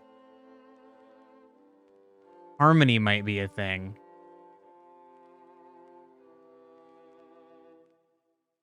Entangled is the initial effect of resonate. They're not created by oh my god, you're right. You're right. I got distracted. I got too into the weeds trying to figure out what resonate would do. Okay, so hold on. We have two things we need to deal with separately, and I'm just gonna put them down here. That was interesting. Okay, so we'll call it Entangle and then also Frozen. These are two additional effects that are going to be important that we'll need to talk about that are not these direct initial statuses. They're not the main statuses that each element causes, but we still need to figure them out. Okay, so now, like, how do we describe this? What, you've got two guys that are resonating, you hit them with some fire, it's gonna be spread, put it elsewhere. I will. This is like my note space. This is what I do, Dirk. Here, okay, I'll put it over here. Shit. We are gonna need to fill this out more. I guess we can just add it into here. Ooh, actually, maybe over here. Because this is going to be it isn't the like main reactive status, but it's going to be part of it. And so then actually shit, I guess, yeah. Engangle. Uh-huh. We should put it here. And then I should define it in here. So fuck. So what it like two creatures with entangle are linked and will spread statuses among each other. I think that's good enough for that. Ooh, you can use Shift F2 to create a note in the cell. Ooh. Okay, hold on. Let me do this, but then I do want to see how that works. That's a cool. Oh my god, F2. I don't know. My fingers don't just know where the F buttons are. And especially not if I'm trying to reach down and hit Shift at the same time. Like I got medium small hands. I can't fucking do that easily. The other thing is we do need to note the frozen effect. Frozen is a build-up of chill and or wet and prevents any actions for a limited time. Okay, we kind of have that defined over here a little bit, but good to have. Yeah, I can feel that I would use my pinky plus my pointer finger, and I guess like what if okay, we're gonna try this. So just to fucking test this. So I think that's F2. Cool.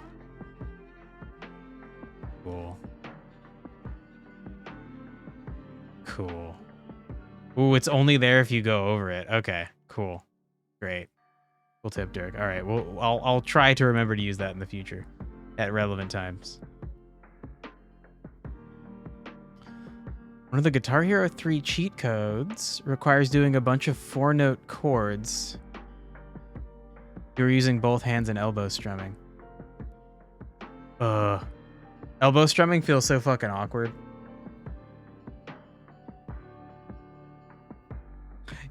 Can't you couldn't just hit the 4 notes with your fingers? I guess honestly that's pretty hard. Yeah, trying to imagine spacing it out is fucking hard. Okay. Yeah, that makes sense.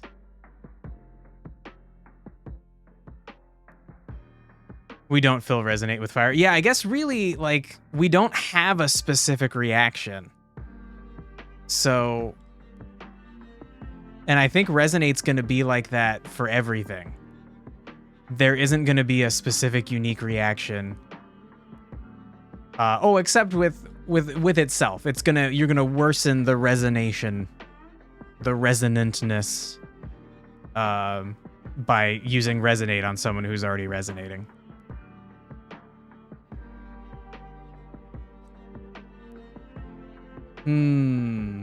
Yeah, good point. Do we want resonate to be spread?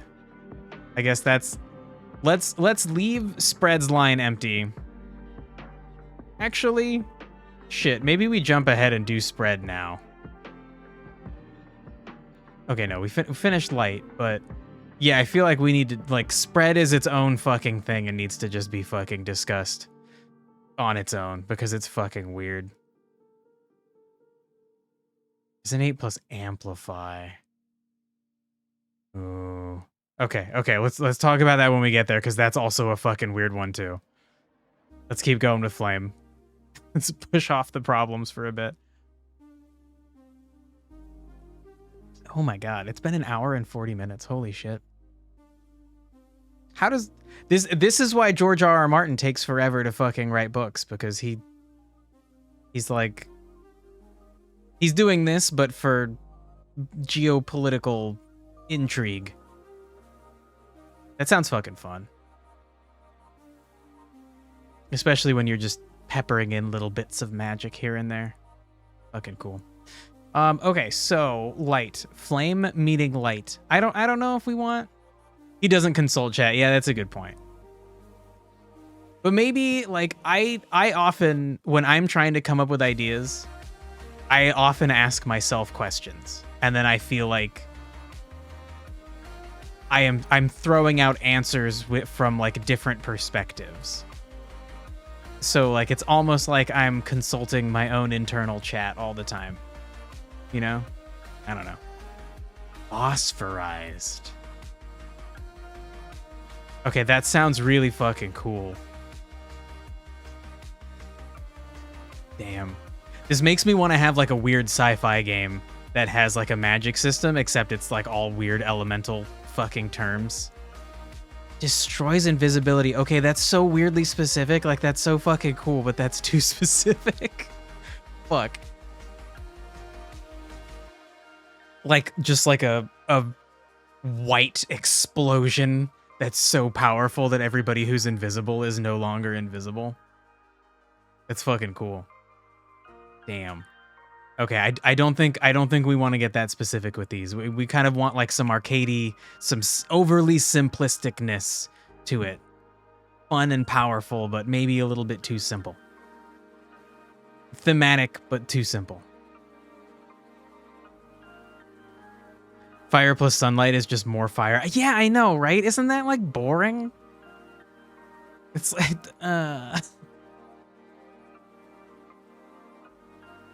like, even if we change the element, the radiant element that causes light to be cosmic, I still like the idea of cosmic light, radiant light. They're still similar ideas.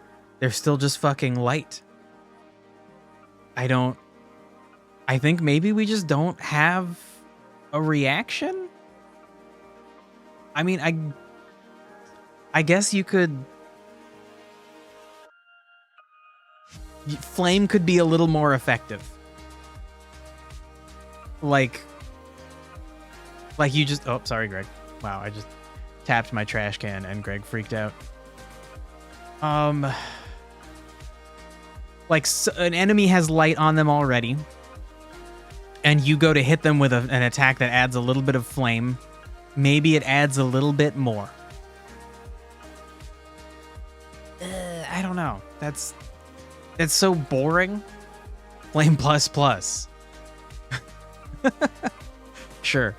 That's a good shorthand to imply that like you get a little bit more out of your flame than you would have expected. You're not just adding on. It's the spell's gonna say that it adds 5 flame. You're gonna get like 7, and you're gonna be like, what the fuck? If you don't understand what light does. All right. Yeah, I think that's okay. All right. Spread. Do you think we should just skip ahead to spread? It honestly feels like we should do spread like first, or like now, and then we should go back and look through it at the very end.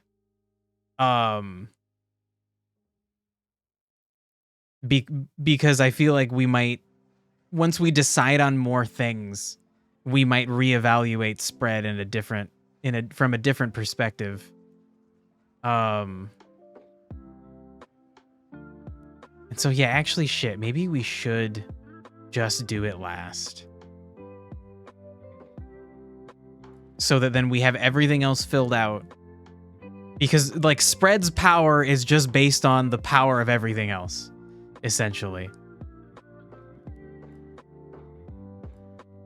And so depending on what effects we decide on. Yeah. Okay, Derek agrees. All right, sure. Then we'll save it till the end. Then yeah, I guess we're just gonna go on to shock. Okay, so I think we're still gonna just do overload. Let you change a thing you think might be useful. Greg, that wasn't for you. I'm sorry. I didn't know you would respond to CH's. Ah! You little nibbly motherfucker. Why do you bite everything? Ah! You're so bitey. All right. She, like, 90% of the time, she doesn't want any attention. She's just like, you fucking wiggle the wands that have the little fish and the birds on the end of them so I can bite them, or I'm gonna bite you. She never actually wants attention. Will you lick me though, Greg? No? Oh. My other cats, if they're cleaning themselves, will give me a lick. Greg's a selfish groomer. Okay. Dirk, I'm gonna keep going. Hopefully I'm not gonna get in your way. Holy shit, Team Worm just cheered 50. Cheer 50 change a thing. Nice. The moment I saw that, I was like, oh yeah, okay, no, I get it. I get it. I get what we're doing here. I gotta tell Brian to not read the cheered 50 if there's a message.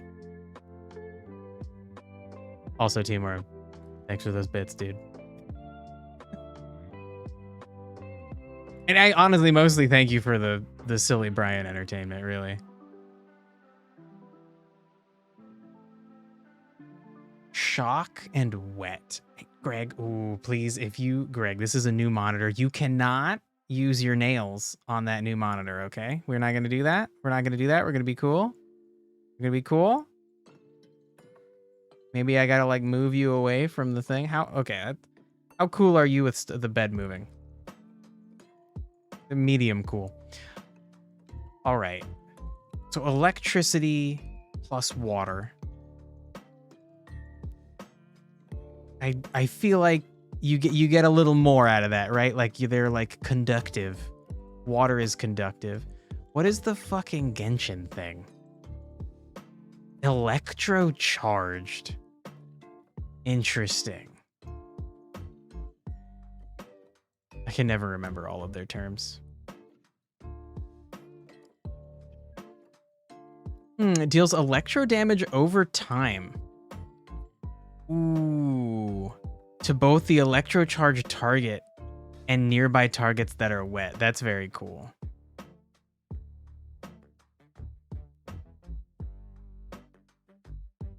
That is a cool idea. Shock and wet is thunder. Well, thunder is specifically the noise caused by lightning. Thunder is like sound. It is like a force. I think some kind of bonus in relation to the fact that electricity increases conductiveness is a good idea. How about discharge?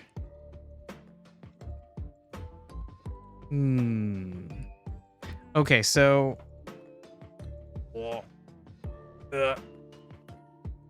gotta get comfortable on my cushion. All right, so you're wet. You get hit by electricity.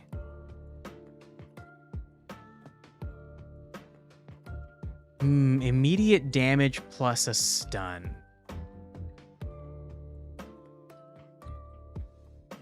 Yeah, that's kind of a cool idea.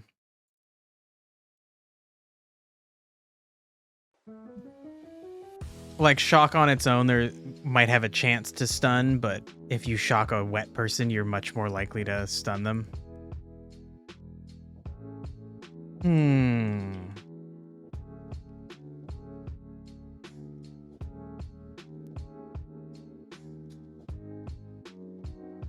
Yeah, that's an interesting idea.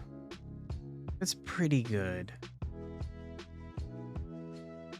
The Genshin Impact's choice of doing damage all around the target is very interesting.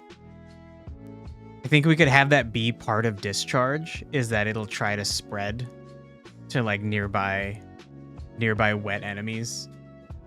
Or just nearby enemies. Everybody will get shocked all around. That might be too good, though.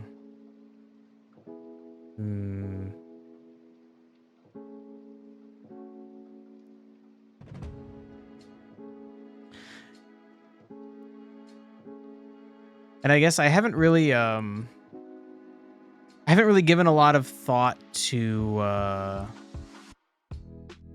how I want damage to be in the game. And like what I mean by that is like in Pokemon, like you're attacking each other like back and forth sometimes a lot. Like sometimes you kill an opponent's Pokemon in like 1 or 2 hits. Sometimes it takes quite a few. But there is oh my god, there's a game called Into the Breach, and like sometimes like it's pretty regularly like you don't want to get hit more than like once or twice. You don't have that much health, and even if you do have a lot of health, once you get more health, enemies start hitting harder. Like it's dangerous to get hit more than twice. You are very likely dead. And so if I focus more on having the combat system be like that, then being able to stun everybody around you might just be like, that might be an essential aspect of completing the game on a high difficulty, is knowing how to manipulate these things. So I think when we describe discharge, we'll put some options. Ooh, action point drain. That's a cool idea. All right. Okay, hold on. Action point drain.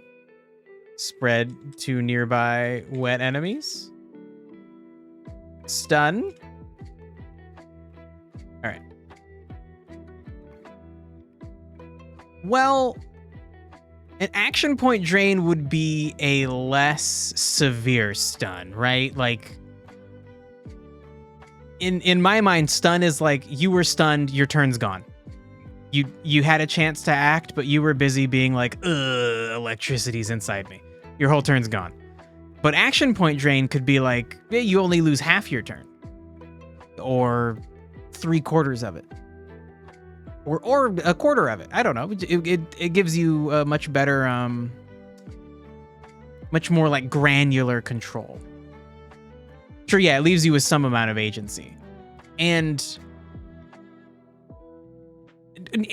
only in the rarest situations where somebody just fucking overloads you with electricity would you be maybe like fully fucking disabled for a whole turn. So I like that. I think the action point drain is probably the way to go with that. That's a cool idea. But for now, let's move on. So shock plus chill. I really like Genshin Impact's Superconduct. Just the term is cool. Only because of like it only like loosely works. Like there are certain things that only conduct electricity at a certain temperature. And then there are certain things that like they're so good at conducting electricity at a certain temperature, and like usually that temperature is like ice fucking cold. And like that's such a fucking cool thing about electricity and the natural world. Things being superconductors.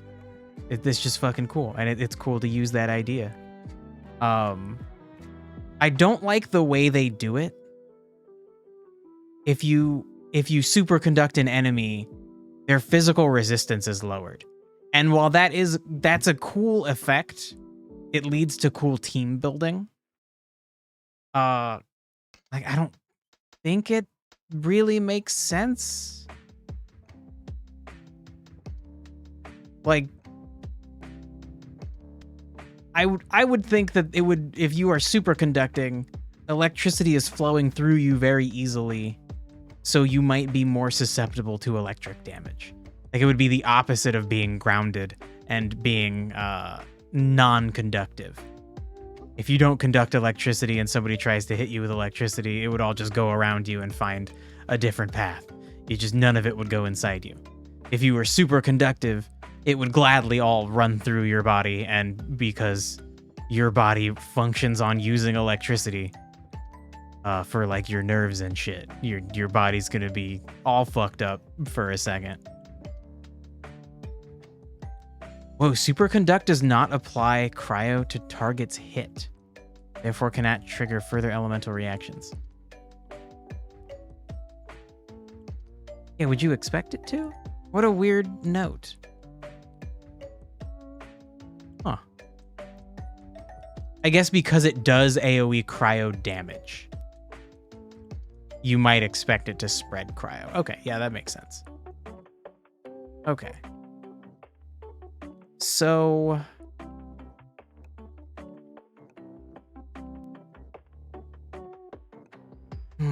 How do we describe this? Because I feel like if we did superconduct, that would be for frozen enemies. This is like kind of super, a little bit more conductive. Conductive equals low resistance because current equals voltage over resistance.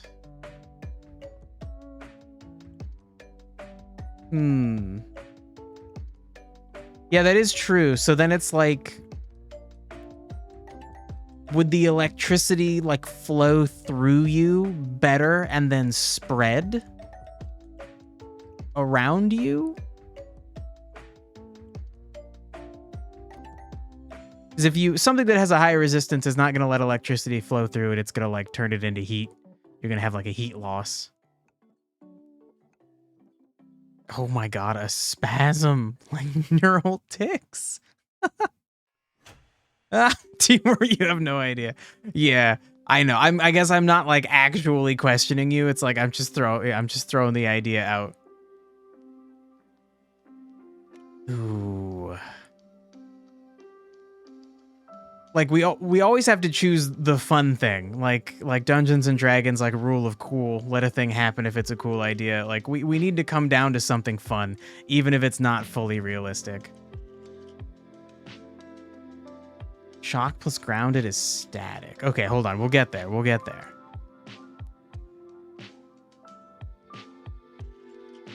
People always say it's the current that gets you, not the volts. But low resistance means more current. Ooh. Ooh. That is okay. That is an interesting perspective on it. Shit. So what if, God, what would we do with that?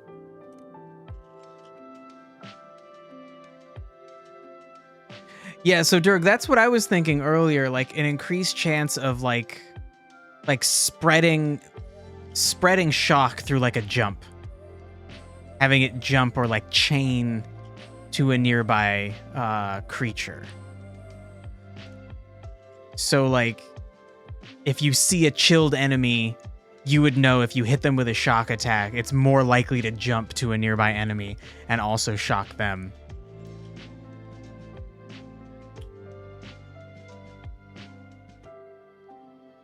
But I don't know. That the thing Team Worm just said is interesting.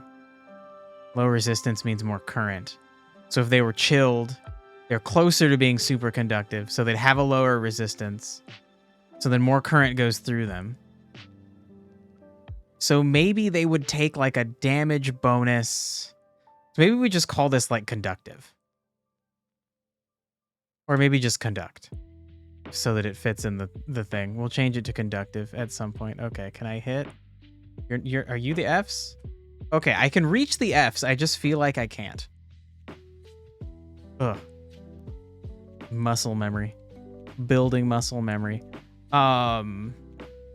Okay, so we'll like chaining at greater distance. What about specifically maybe more damage? More damage from like electric sources. Could be the thing to do.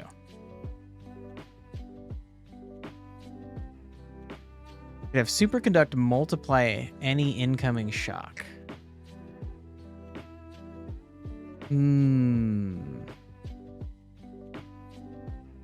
So kind of like amplify.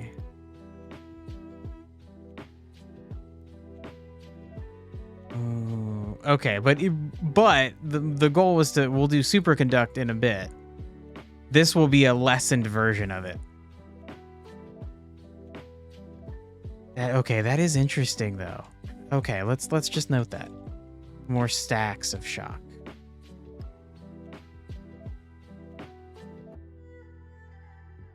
And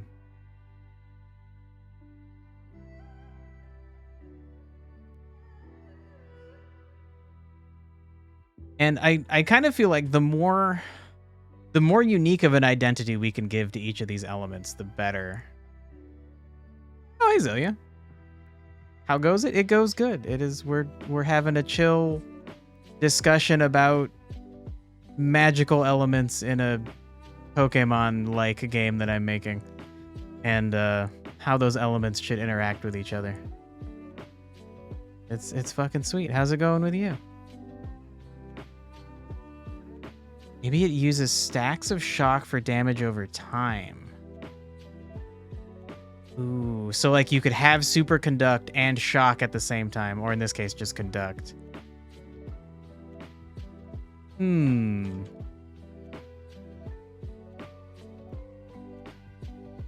right, that's interesting. It goes, been vibing. Sweet, sweet. Like the crabs in Elden Ring. You probably won't get that. Team Worm and Durg might get that. There's cute little crab guys in Elden Ring, and they're not hostile. They just kind of just look like they're dancing, honestly. I think they're supposed to be like scavenging for food, but really they just look like they're chilling out. Ooh, Durg, damage each time shock increases. Crabs in Elden Ring. I said crabs.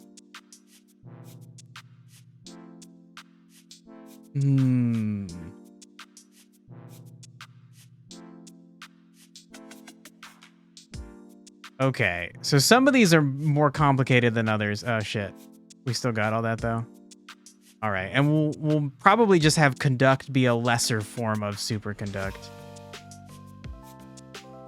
Another crab-like quality. Oh my god. Is that in reference to that weird joke about how everything evolves into crabs? That's all I'm getting from that. Okay, let's move. No, it's not. Okay. All right, well, shit, I tried. I don't know all the memes, and I don't even know all the memes I should know, you know? I probably know like 10% of the memes that one would expect me to know. Sometimes your hand is referred to as a crab claw. Okay. All right, that makes sense. Sure. Is it? Damn, it's probably not.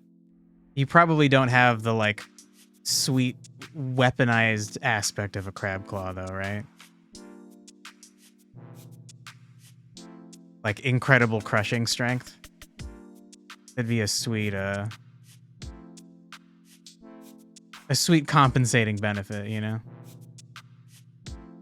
Shock, ground, static charge, or magnetized. I honestly feel like it should be like nothing.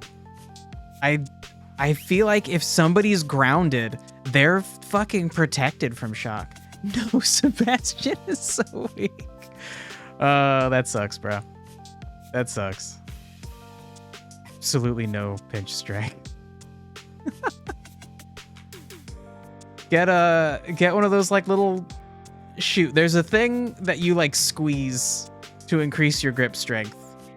You get one of those. Fucking crush people. Build your pinch strength.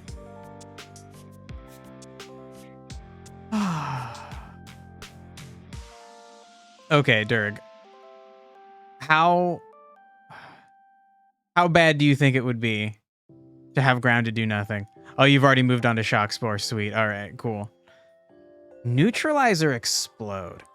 Okay, so you hit an enemy with some weird floaty nature spores. Then you hit them with electricity. Yeah, I don't really see any interaction there. I don't know. Neutralize is so boring.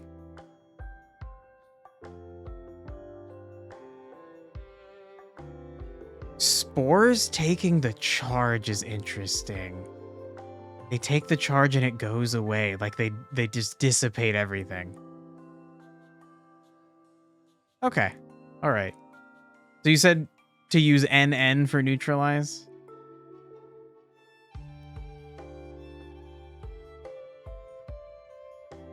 I want to be careful about having too many of those, because these are going to be like if you're playing the game and you're not really use whatever. Okay, we'll just put neutralize in. If you're playing the game and you're not paying attention a whole lot and you don't know all the interactions, like, you really need to learn the neutralize reactions, because like you'll get fucking mad if you're playing and you remove both of these things. I think in general, the player will be hesitant to put any two things together because it is very likely that they will react. There's going to be like a 90% chance that something's going to happen. Mostly it'll be good, but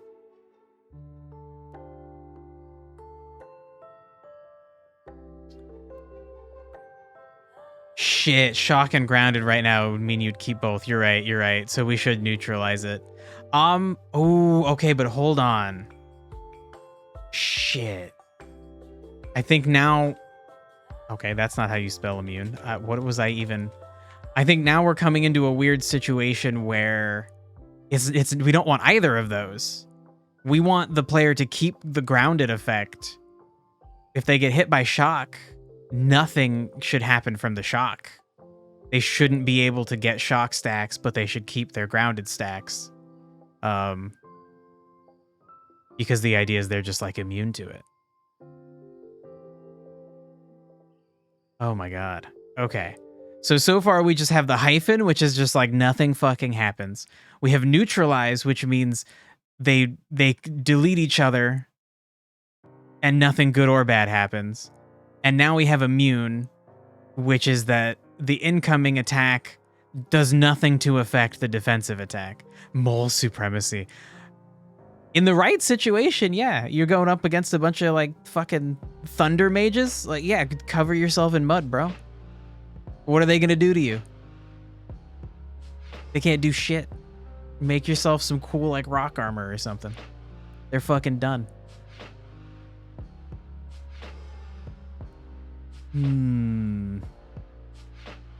Is that too good? Maybe it should like remove a stack of grounded. I don't know. Full-on immunity is crazy. I guess you could be immune to shock, but resistant to the electric damage that's coming in from the spell. So you're not going to be fully immune if somebody just like causes a lightning strike to happen on top of you. You'll still take a little bit of damage, but maybe you don't get the stacks of shock that could lead to other problems like getting stunned and stuff. Okay, all right, I've convinced myself. Okay, what the fuck? Acid and shock? I feel like it's nothing. I feel like the answer is fucking nothing. Acids are typically like dissolved in a liquid. They're typically like a little bit of water hanging out with the acid. And like the shock would like conduct through that, but well, actually batteries. Okay. So that's interesting. You know, I know that batteries use acid. I don't really know how.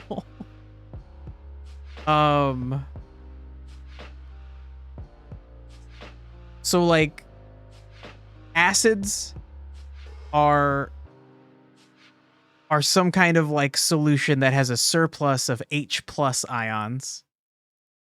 Bases similarly, they have too much OH, like what, anions? It's OH minus, H+, OH minus. You put that together, you get fucking water. Acids have too much of the H+. Bases have too much of the OH minus, which is why when you combine equal strength acid and base, you just end up with some fucking water. They store energy in chemical connection form. Now,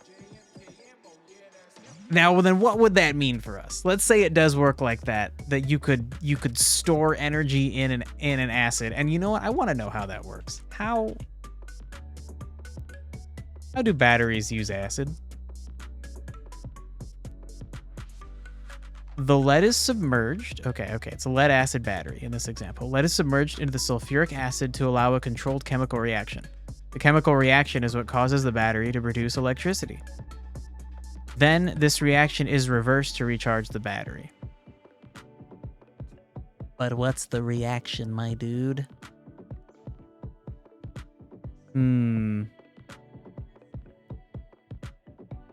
Shit. I don't know if I want to watch a fucking video. It's only 53 seconds, though.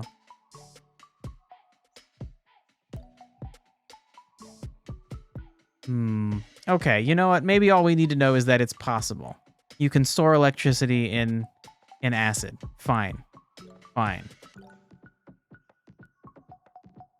We use both acid and base as the same status. Well, we don't need to get into bases. It's fine. We'll just pretend they don't exist. Probably getting hit by a very powerful base is probably just as bad, or bad in a similar way, than getting hit by a very strong acid. But nobody's going around worrying about base burns. People are going around worrying about acid burns. We'll just focus on acid. It's fine. It's just more efficient to store chemical energy. Okay, so let's say we might change acid to caustic. No, it's fine. Acid gets the idea across. We're fine. So what the fuck happens? You've got acid on you. Some electricity comes in. Drink bleach because it's not acid. All right, okay, don't do that. Internet people, don't do that. Team Worm's putting bad vibes out with a smiley face. Damn, I downloaded a sound effect that's like a bonk noise. I need to add it to the soundboard. Hey, Silent Boy.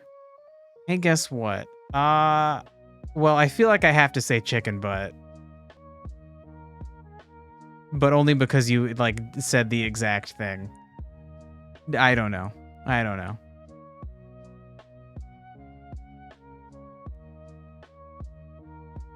Does shock decay usually?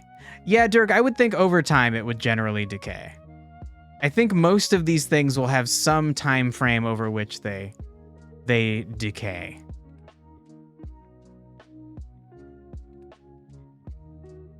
We might say it doesn't when there is acid. Okay, that's a really interesting idea.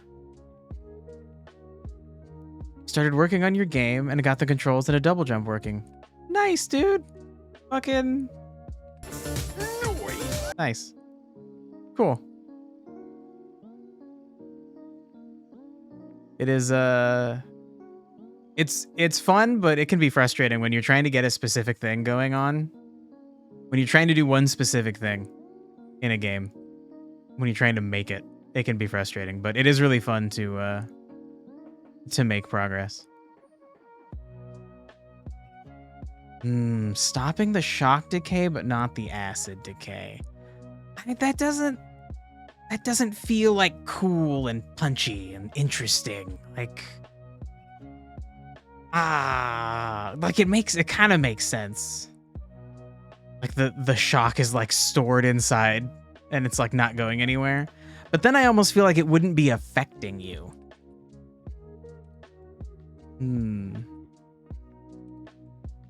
That is all you did because you're taking a break? Dude, that's pretty good progress, man. Is you wait for your sprite work to be sent to you? Oh. Did you hire somebody to make sprites?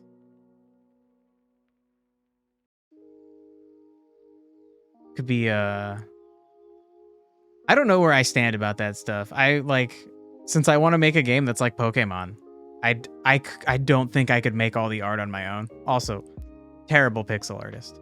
I have made like 4 works of pixel art. But yeah, I also like paying somebody for it is like oof. You hired your friend to make one sprite. Okay, cool. So you can learn how to make your own sprite work. Yeah, that's a cool idea. Cool. Yeah, good idea. Shit. Yeah, maybe I should find a middle ground like that. Good things to think about. Okay, so shock and acid. I feel like I want them to do something.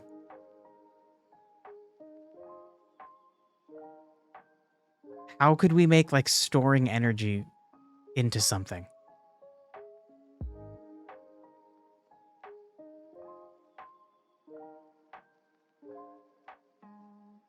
God, honestly, Dirk, maybe just having neither of them decay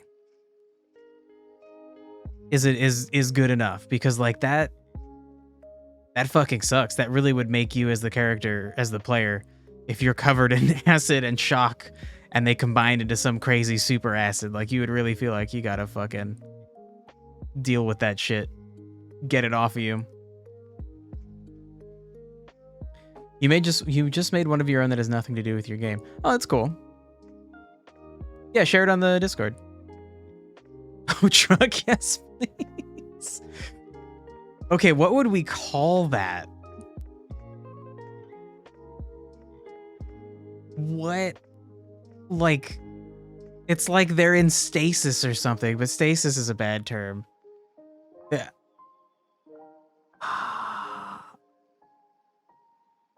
I don't know. Like halted?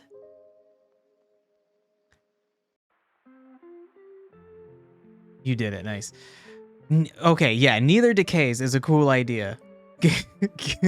Give me a cool name for it. Like decay halt? I fucking shit. Okay, well we can make the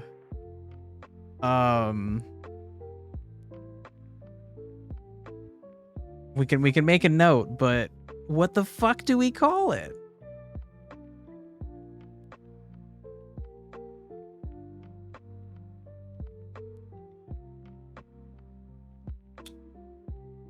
Oh my god. Okay, you know what? Just like halt for now. It's a terrible name. And honestly, if I can't come up with a better name, fucking maybe we just don't even have this be in effect. If I was playing this game and I saw that effect, I'd be like, what the fuck? That sounds dumb. Integrated.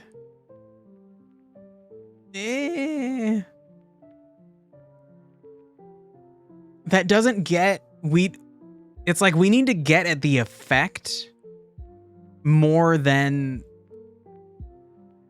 Shit, how do I say... Okay, we need to tell the player what's happening more than we need to, like, scientifically describe what happened. Right? Like, we need to tell the player, like, how it affects them in a clear way. Ugh. Alright, I don't think we have a good answer for now. Dirk agrees. He's jumped to confuse and shock. Probably spasm. Okay. This is another one I feel like is just unrelated. Like, mentally, confusion is like mentally, you're overwhelmed, you don't understand what's going on, you've been tricked, you're seeing illusions. What was the combination that led to it? To that last thing? Is like, if you add shock and acid, they're together, like, you are like storing energy in the acid. Yeah, now that I have to explain it, I don't know if that works that well. You know what? We're just gonna fucking... Let's add the other ideas in here. Yeah, God, what was the other idea? Dirk had one idea. You know what? I'm just gonna note... Stores energy. We got to figure that one out. Okay, so on to confuse and shock. I don't think they do anything. One is mental and the other is like physical.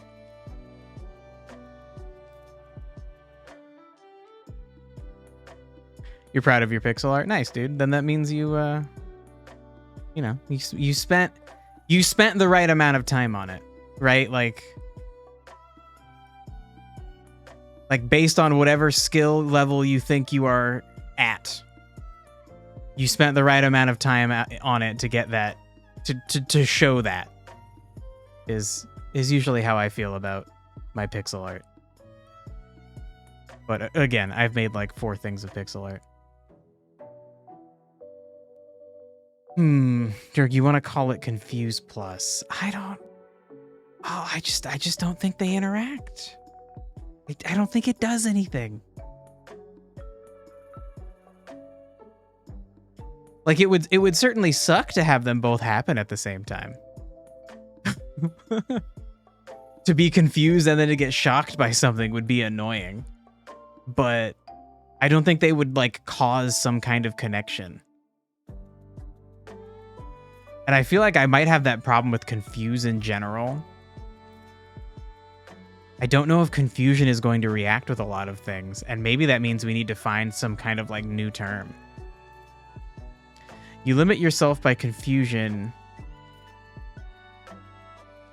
being not a reactive status. Yeah. Ooh. Yeah, honestly, maybe we need something other than confusion. I think it could be okay to potentially have an element that its reactive status doesn't really do a whole lot. And the only reason you really have it being a reactive status is so that you can spread it, or you can amplify it, or you can resonate it. But yeah, that is kind of disappointing. So, I mean, God, we did have a lot of other ideas or secondary effects that psychic spells might have.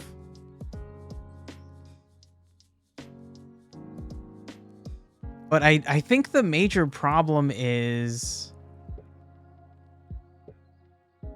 because it's like psychic, it's all gonna be like related to your fucking mind. And all of these things are like physical fucking things. Okay, Dirk has some suggestions. Status recall echo, like in memory. That's an interesting idea. Ooh, how about confused doesn't stack, but rises with the amount of other different stacks on the creature? Ooh, okay, that's fun. That's a cool idea. All right. So then we would need to actually just make a full-on note of that in the lore board.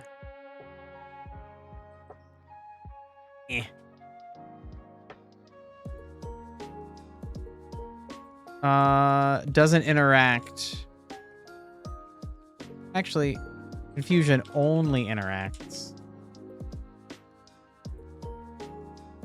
with other statuses by increasing due to those other statuses. If you're confused and then get lit on fire or shocked, you get more confused. Ah! Okay. Okay, so something like that. Yeah, no, Dirk, I think that works fucking perfectly. So it's still an interaction. And you're right, it is indirect. But yeah, it's like you're overloading your mind with stimuli. And you're like already kind of confused. You started it confused, or you have gotten confused, and all the other things happening are like overloading you, making your confusion worse. That's fucking cool. That's a fucking cool thing. I think maybe we still potentially have confuse interact with things if it makes sense as we go through this. But I think by default there's not going to be a special keyword interaction. Confuse will just get worsened by other statuses. Cool.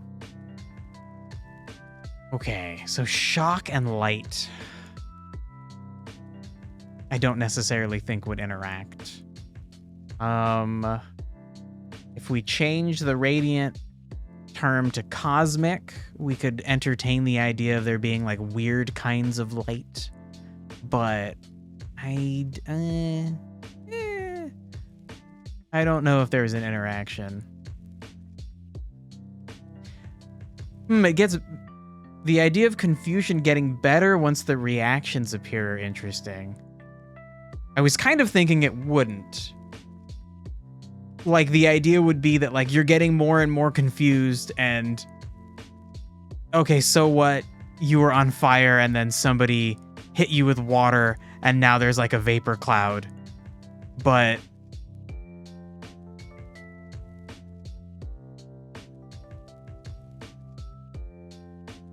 yeah, man. So I was thinking the short-term like worry, the short-term situation of like being on fire and being worried about it. You're like, oh shit, what is happening? I'm also confused already, but now I'm on fire. Would just make it worse and then have it not get better once you're not on fire. But that is an interesting idea. Because sure, once the stimulus goes away, it would at least help in some small capacity. You would no longer have that stimulus to like overwhelm you. But then how does the player utilize this? Like you confuse your opponent and then maybe you hit it with a few different statuses that don't interact with each other. Like you hit him with flame and you hit him with grounded. So now he's even more confused, but only while those things are on him. So then like, what do you do with that? I guess you could have psychic attacks that do more damage based on how confused someone is.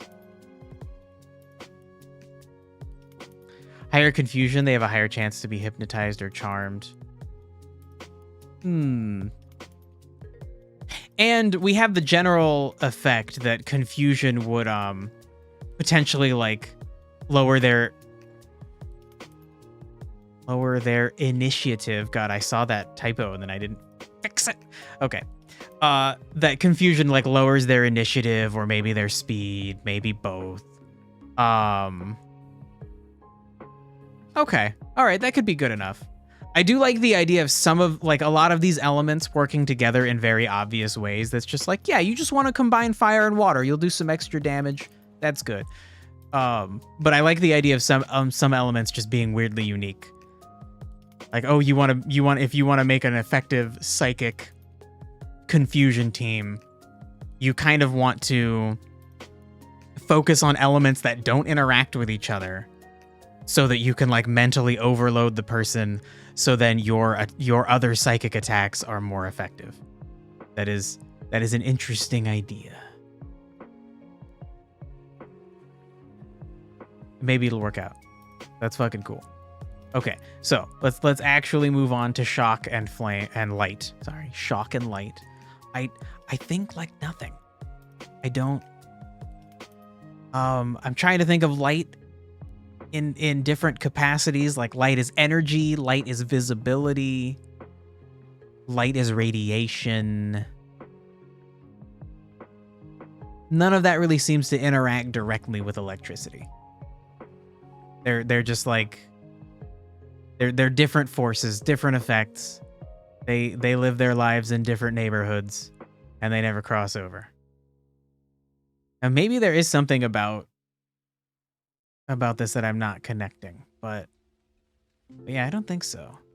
And light might be another one that's hard to get some good reactions with. Light is one of the most ambiguous English words as rated by Teamworm. Yeah. It's such a like part of the problem is the weird association of like light with good that like so many fucking fantasy things have glommed onto. I fucking love Destiny, but it is weird. Like for 4 years in Destiny, light was just like good and dark was bad. And in the beginning of Destiny, there's a helmet that the Titan can wear that says something about like, hey, the light can like blind you to like being a monster. Like light can blind you, man. It's not necessarily good.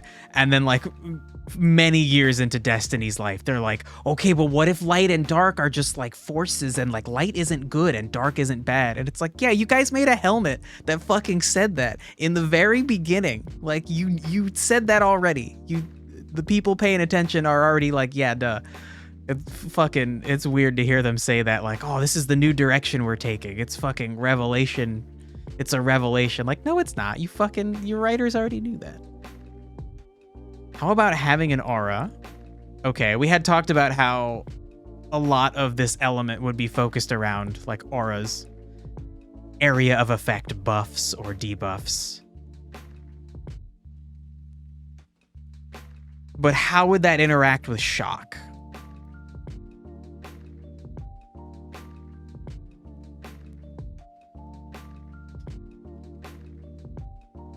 Like, and I guess specifically what we're talking about is light, not just the auras and the other effects that it might apply. Charges the light particles.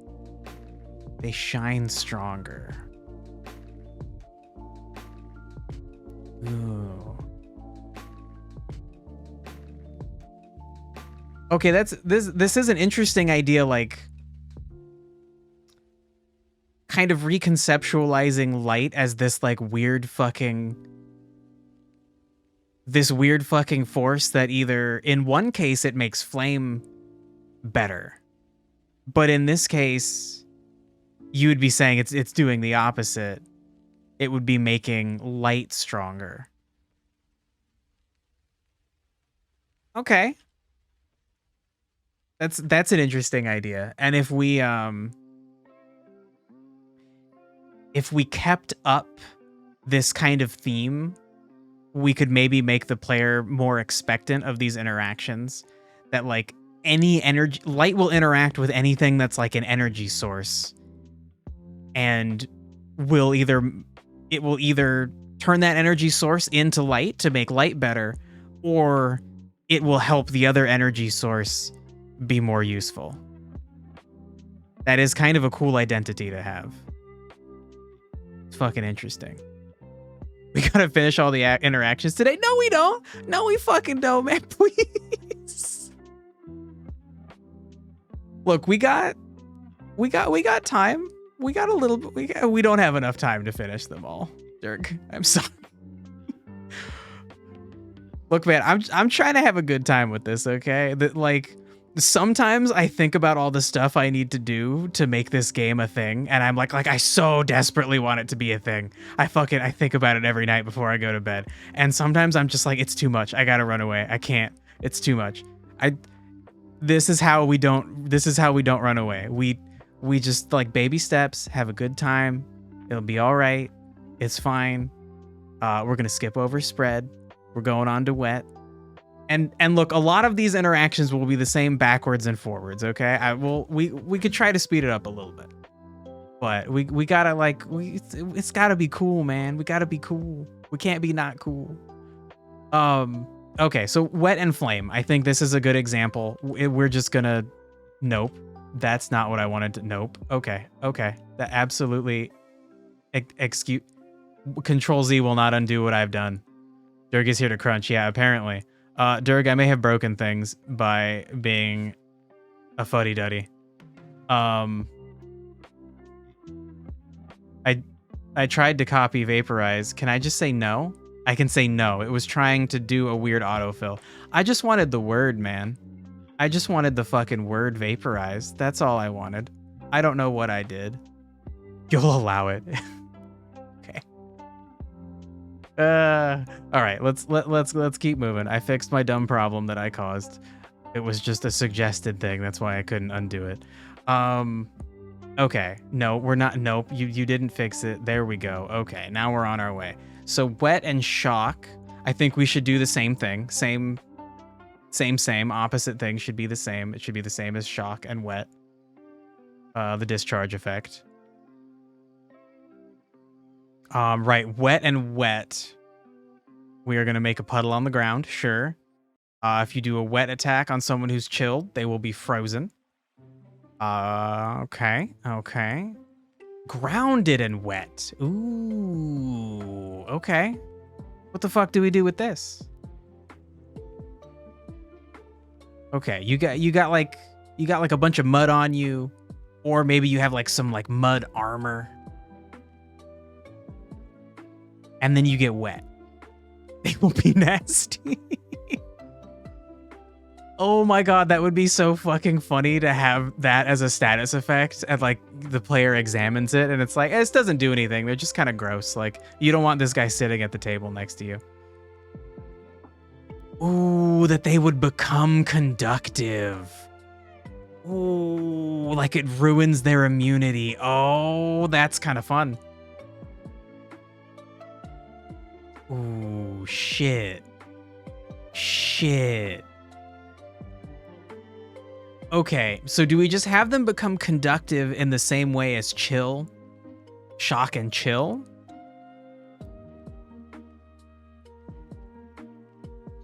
And I guess we could note, part of this we could note is that this removes like shock immunity.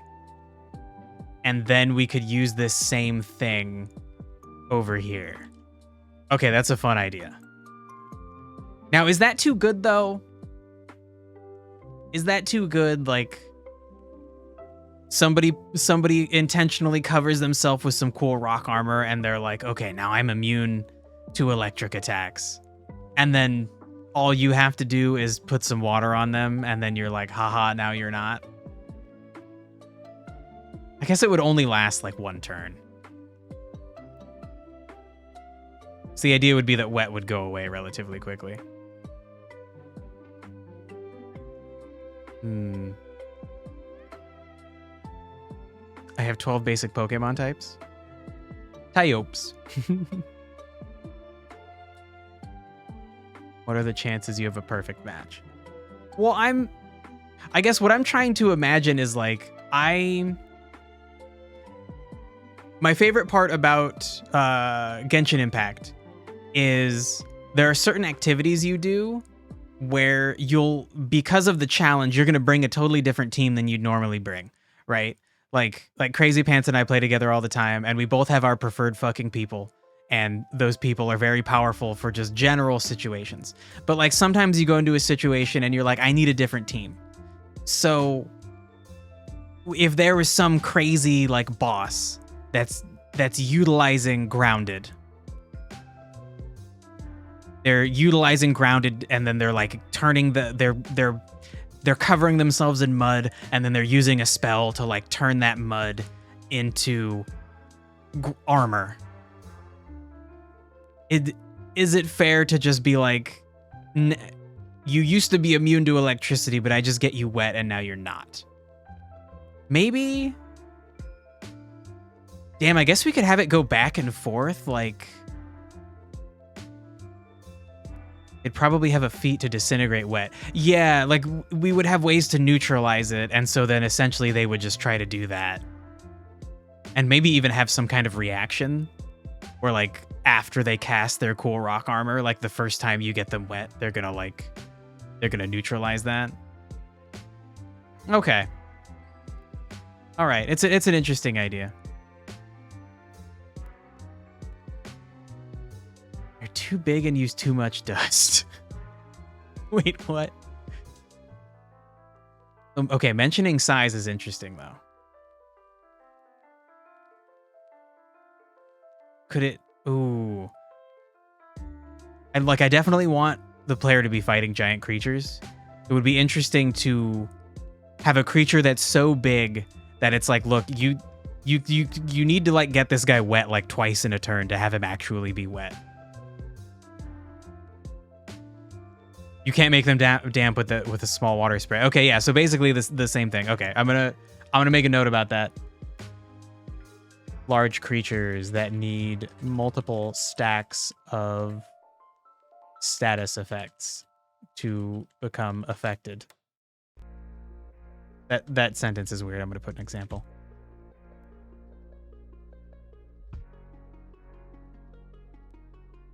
Okay, great. We got it.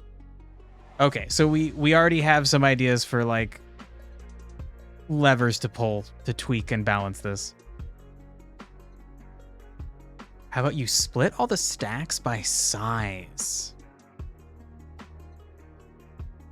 Ooh, so then the only way I would think that would be fair is if I was willing to give the boss like half of a water stack, half of a wet stack, so that the player would know like, oh shoot, I need to hit them with wet again.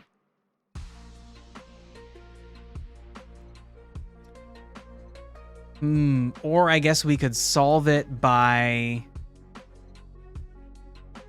Ooh, okay. There's a different way to solve it.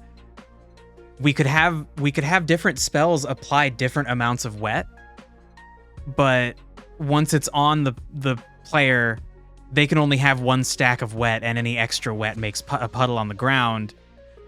So then normally if you apply like 4 wet stacks, you're just getting the opponent wet once and making a puddle on the ground. But if you do it to a big boss, the 4 wet stacks is going to turn into only 2 wet stacks, which would maybe be enough to still get him wet. And so then any spell you had that did wet times 1 would no longer be good enough to get the boss wet because it wouldn't be enough. Okay. So we have, hold on. Let me make a note of that too. Let spells make high stacks of wet, but it doesn't matter except for bosses. Okay. So yeah, now on to wet and spores. Makes them grow. Yeah. Now what does that mean though? Is that good or is that bad? I feel like it would be bad. You have to go? Okay. All right. It's all good, dude. I feel like maybe we could have rare situations where it is good, but I feel like overall it would be bad. And then I guess we'll make it just a note in here.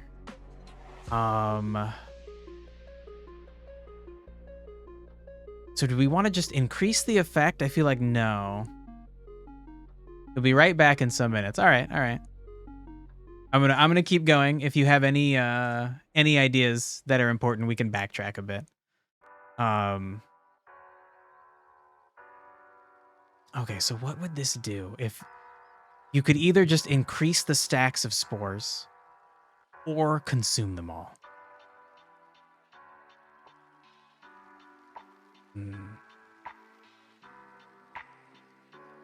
I guess you could just increase the stacks and make it worse. I feel like it would be like the spores would turn into something else. Okay, so let's just increase stacks of spore, or maybe turn them into something else, like vines or thorns.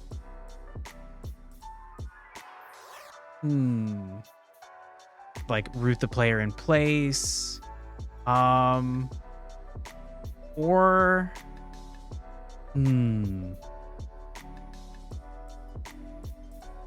or you could have like an effect called bloom, like spread spores around. No, that's just gonna be what wind does. Okay, I think maybe we'll just go with increasing stacks. I feel like that might be the main thing. If you have spores affecting you, you get hit by wet, then now you will have more spores affecting you. Kind of boring, but I think that's most intuitive, and most of this needs to be intuitive so that the player can remember it. Otherwise, they're going to be like me and be like, fucking fairies and dragons? Pokemon, what? Why would a fairy attack be good against dragons? Why would a dragon be immune to fairies? You can make up a reason for it, but it's not quite there. Okay, wet plus acid. We kind of already... We have talked about acid a few times. Yeah, acid rain is an interesting idea. So the idea is that like a player has acid on them already, or a character, and then they get hit by water. Damn. Damn, yeah, acid rain is a cool idea. And then what, that would just like apply acid to like everybody around you, but maybe over time. Ooh. Okay, what else might it do? That might be like too strong. It honestly might just it might just violently cause the acid to react. Shit. Okay, so I'm gonna put like reaction here, and then we're gonna put nope. That's nope. Nope. You fucking nope. Okay, shift. Where's F2? There we go. Okay, so either acid rain, or the when you do like wet chemistry. Oh, I feel like probably everybody that learned basic chemistry, you learned specifically to add acid to water slowly, because if you add water to acid, you are essentially giving acid the fuel that it needs to react violently.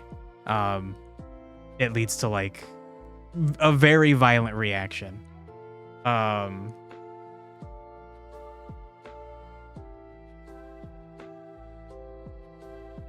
And so maybe that's what we would do for balancing reasons.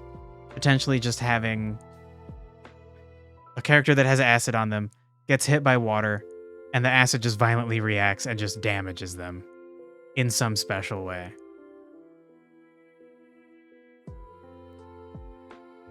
All right, kind of boring. Ooh, on spores, increase the spores and apply poison. Okay, that's an interesting idea.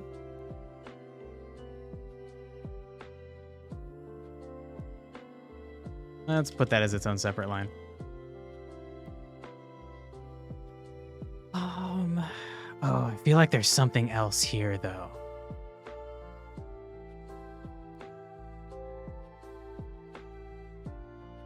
So maybe, okay, if we go with the breakdown idea, maybe the idea would just be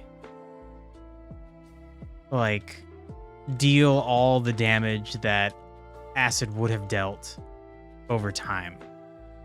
So like, if the idea is that having acid on you is going to hurt you a little bit every turn as it slowly wears off, if you hit somebody with water, it's going to like violently react and deal all of that damage immediately. Which is kind of cool. Acid and wet might just wash off. Yeah. Now, that is true. That's so boring though. And I feel like then we get to miss out on the cool like reaction effect. Yeah, so corrosion, the element that deals acid damage is corrosion. That is the like magic element. And acid weakens people's armor. So maybe it wouldn't be just that it deals damage, but it would also like maybe like permanently weaken their armor. I don't know. It might wash off in one way, but not another. Oh.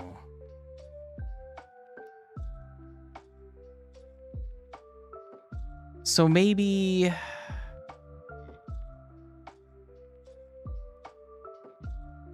Okay, let's think about this. What if you had many stacks of acid and you get hit by a small stack of water?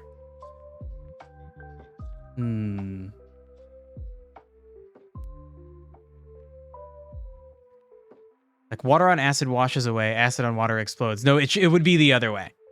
Adding water to acid causes a violent reaction compared to adding acid to water. So actually, I think that's what we should do. So hold on. I think having the reaction will be good. And then maybe... Oh, acid rain seems like a cool ability to have for sure. But maybe not the reaction between acid and wet. So we definitely want to deal some kind of damage. and then potentially permanently weaken armor. Like a small but permanent weaken armor for the duration of the battle or something. It's a miracle you don't mess up right and left. No, that's a different thing. That's a different fucking thing. That's something you deal with on a regular basis. And some people do fucking mix it up, which is fascinating to me. Okay, wet and confuse. I think same thing again. No direct interaction except for the idea that the more status effects you add, the worse someone's confusion becomes. And confusion itself is a negative thing to have on you because it will make you more susceptible to certain attacks in that element. Ooh, wet and light causing refraction. Okay. Cool science term. What does that mean for us? What does that mean for us in combat? Someone has like a brilliant light upon them. They get hit with water, and now the brilliant light becomes refracted. It's like a nice rainbow. So another status effect that people are like, what the fuck does that do? And like, oh, it just looks nice. Okay.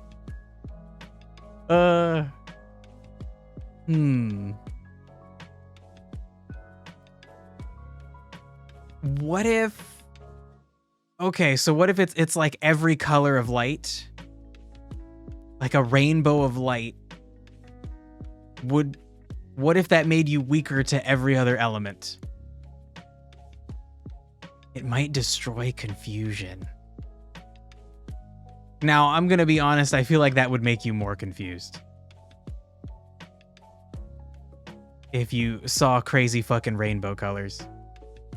I guess maybe not if you were religious. You might be like, oh man, I was confused and I was on fire and covered in mud, and then I saw some crazy like God rainbow lights and I was like, okay, God's watching over me.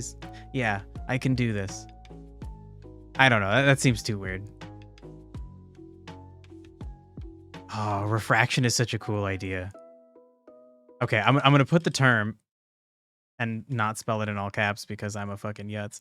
And then, what does this do? Creates a rainbow of light. What does that mean?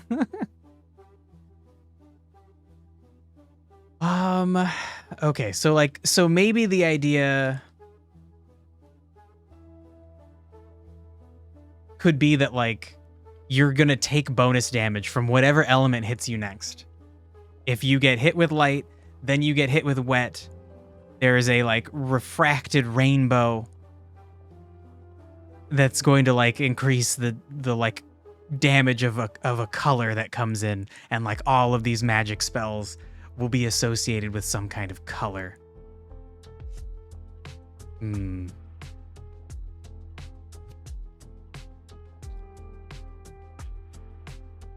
Okay, ricochet is a weird idea. Also, that's definitely not how you spell ricochet, but I can't even remember how to spell ricochet.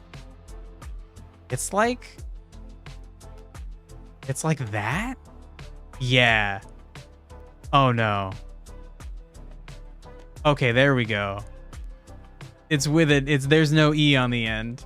And it gave me the fucking like French definition. Oh shit. Oh. He's also a professional American wrestler. Sweet. Weird. Anyway. A rebound, a bounce, or a skip off a surface. That is an interesting idea. That's why Rico from the Madagascar... Wait. It's why Rico from Madagascar Penguin is named... Like, that's his name? His name is Ricochet? I like Madagascar. I don't remember all the penguins' names. They were fun, though. Okay. So we're not sure on this. I feel like maybe just giving you a small damage boost is kind of fun. So, like, you could hit somebody with light to blind them. And then when you think you can kill them, you could you could get them wet and then hit them with some powerful spell, and it'll do even more damage. That's an interesting idea. And this might be one we delete. Like, honestly, we already have so many interactions. It's going to be crazy for someone to learn all these. Let's fill in the things we know and then think on the blanks. Yeah. Yeah, I think a bunch of these will be known. Okay, so like if we look at chill, or if we're going into chill, we already know that chill and flame is going to lead to shatter. And then shock. Yeah, I guess every single one of these we do is going to get faster and faster. No, don't do the smart fill. Don't do that. I just want the word in here. Fucker. Okay, then like we've done wet with chill. That's just gonna be frozen. Okay. Chill and chill is chill plus. Okay. Okay. Shift V? That just types shift and V. Right, yeah, control shift V probably. All right. I'll try. Let's see. Okay, so if we cut that. Nope, that was not. Nope, that was not V, buddy. That's not V. You did not click V. Yeah, that did it. That did it. I do not have the muscle memory for control shift V. Okay, so let's take that out. Okay, so chill and grounded. Okay, you're covered in mud. And that's kind of good for you. You're slower, but you have some more defenses. Or you turn it into rock armor, and now you're not slower. You just have some sweet defense. You get hit by chill. The mud would freeze. I feel like maybe we could have nothing happen right there. I feel like that might be okay to just have it be a nothing.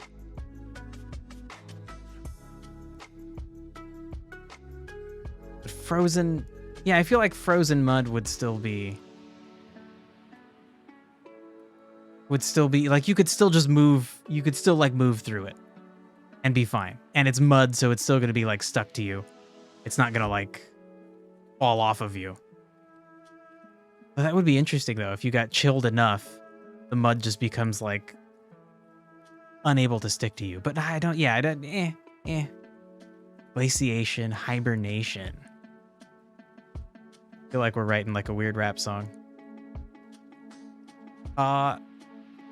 Ooh, hibernation is cool. I don't think that goes in here, but yeah, Zillia, it becoming brittle and breaking off is like it kind of works. I want to be careful with having like too many things.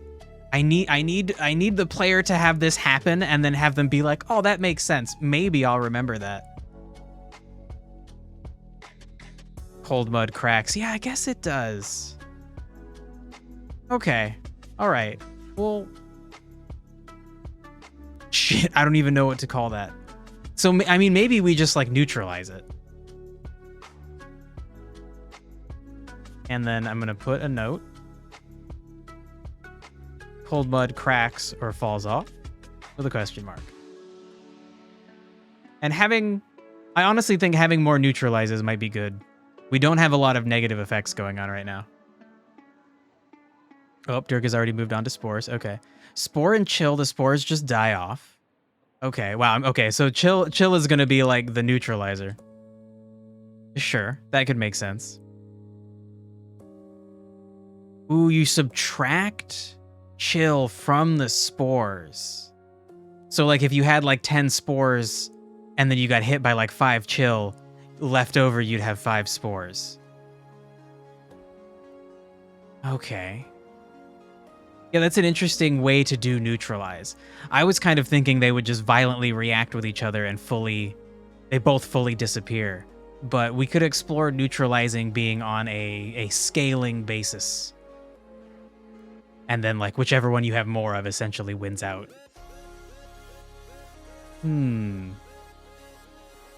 Yeah, that might honestly be better for trying to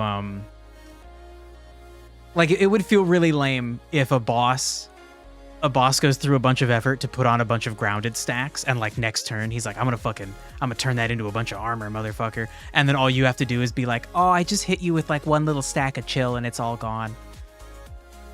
Okay, so neutralize should be like a scaling thing, probably. And yeah, sure, we can for sport. Nope, not find in page. Nope. Bro, the muscle memory. Like, it's control in F2, or is it shift in F2? Nope. Yep. It is shift in F2. Okay. Oh my god. I'm such a fucking boomer. Oh my god. Okay. Let's just put spore minus X. I think I'll remember, though, in general, that that's how I want neutralize to work. Okay, so fucking chill and acid. Muscle memory. That's not even... I think, like, the food muscle is EL. Maybe not. I don't know.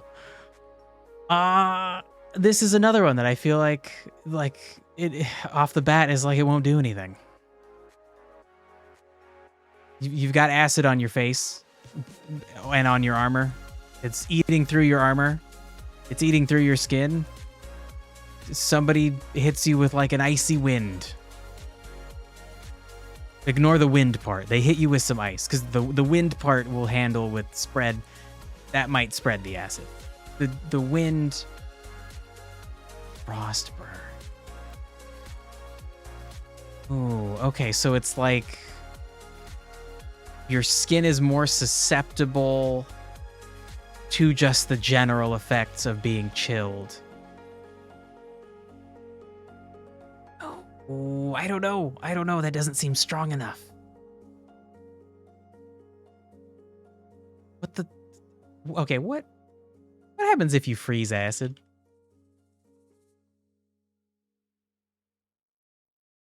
Yeah, what happens if you freeze an acid and turn it solid? Oh, acids are acids because they're in solution with water. When you turn the acid solid, it's no longer in a solution. Okay. Okay, interesting though. With everything bonded and nothing looking to make new friends, the acid won't be reactive. That's a really funny way to describe acid's incredibly violent, not friendly reactions most of the time. So it honestly sounds like chill should in some way neutralize acid. Like, shit, like maybe they don't cancel each other out, but like the effect of acid is reduced if you have chill on you. So if you have like 5 stacks of acid, that's like, oh no, my armor's getting fucked up, my skin's getting fucked up. But then you get 5 stacks of chill, and then it's like, oh, the acid isn't really doing anything anymore. It's cold. It's not. Ooh. Okay, acid crystals sounds horrifying. Also, acid like LSD acid. You can make it in crystal form. And it's like thousands of doses, and you can just fucking squish it into your skin. It's fucking crazy. I would never do that. Crazy people do that shit. It can be rewarmed, but for now does nothing. Yeah, I agree, Dirk. Like that's why I was saying, like, it doesn't neutralize. They don't go away, but it's like temporarily halted.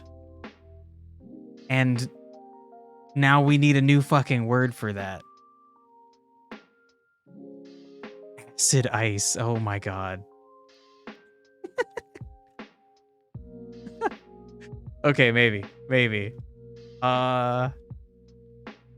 Temporarily halts acid stacks? See, but actually we shouldn't... Oh, it's like we don't want a name like this because we're not turning it into... We're not turning the acid and the ice, or the acid and the chill into acid ice. Oh, okay, actually, I guess we are. Fuck. Okay, so as long as chill remains, it negates the effect of that many stacks of acid. So maybe like negate? Maybe like just negate in general. So it's still there, but while the two coexist together, it doesn't do anything. I don't. Ooh, that also seems like one that might be first to go in this situation if we need to clear stuff out. Negate couldn't be rewarmed. Yeah, I know. It's like I want it to be like temporary negation. I'll trip myself on it. Oh my god. Okay. All right. Temp. God, I don't. What do I call you? Maybe like halt. Let's go with like halted. So it's gonna start going again eventually, but not right now. I guess is a good way to. Greg, you attacking me? Cat just fucking swung at me. Oh, I'm scratching your chest. Oh, she starts purring and she loves it, but then she just bites. Oh, she licked me. Hey, he hasn't done like a buddy like friendly lick before. Good job, Greg. Okay, don't attack my hand though. Let's move on to Frozen, to Chill and Confuse. That is just like fucking nothing. My immediate reaction for all these things near the end is like fucking nothing. And I think again, because we were saying Confuse is going to be the kind of thing where it's kind of its own weird thing. It doesn't interact a whole lot with the system, but any other status effect existing on someone who is confused just worsens their confusion. So I think Chill is going to be like that as well. And then we will jump all the way over to Light. Chill and Light. Again, I feel like that wouldn't do anything. But we are kind of looking at Light in this really weird, like, metaphorical way. Cold Light sounds cool. I don't know if it would do anything, though. Hey, GRT. How's it going, dude?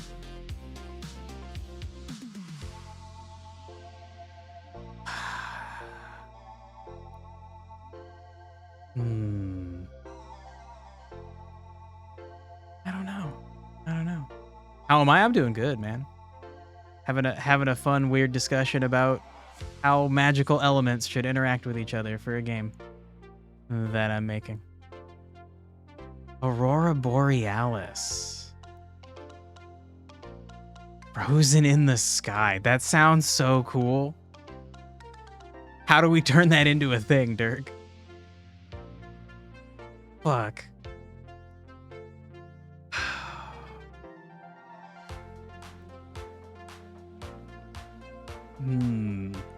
Yeah, I don't know. Yeah, Aurora Borealis is definitely due to like magnetic pole stuff, which just happens to overlap with areas where it's fucking cold. Make it location-based DPS. Whoa. Or a location-based light source.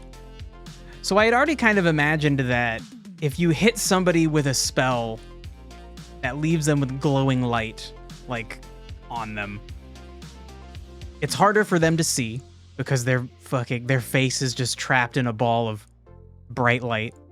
But that itself would cast light out everywhere. Then you hit it with ice. You're like chilling it out. You're cooling it down.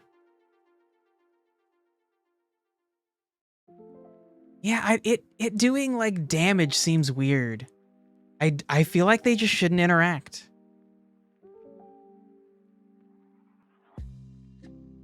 Frozen instead gets it into the air. Ooh. Yeah, I don't know. I think we leave it blank. If you can't convince me it's worth it, we're gonna leave it blank. And maybe we'll revisit it. But we already have we got so many things to deal with. It's fucking crazy. Okay, so now for grounded. We already have a bunch of these. So grounded and flame, we have already decided, does nothing. Grounded and shock, we have decided, will make you immune. Ooh, although, okay, wait, the direction though. This isn't bi-directional. If you hit someone who's shocked with grounded, I guess that might just like neutralize it? Because the general, we're using grounded to mean like you're covered in fucking mud, but also having the overlap of meaning in like the electrical science world, where like a source that is ground is just a very large thing that can absorb electricity. And it's essentially, it's like an infinite dump for electricity. It all goes out and it's fine. You don't need to worry about it. In a lot of situations, you need to worry about how much electricity is going through something, because like too much electricity is heat, is bad, not good. Your grounded thing, you don't have to worry about that. You just assume it can absorb everything you need, because generally it's like grounded on the earth. It's like attached to the earth, which can just absorb more electricity than you'll ever be dealing with. So if you already are shocked, you already have a bunch of electricity running through you, and then you get hit by this thing that just is a bunch of mud, I think the idea should be that all the electricity would get absorbed by the mud. So... but then the mud stays around. So... it's almost like the grounded would just remove the shock stacks. It will still run through you.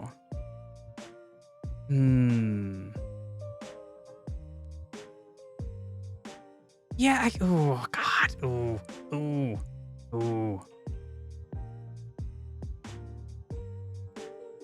I guess that's true. But this seems like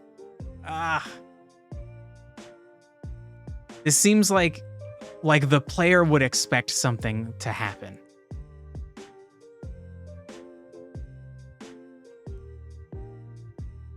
Because of this like powerful connection between the term grounded and shock.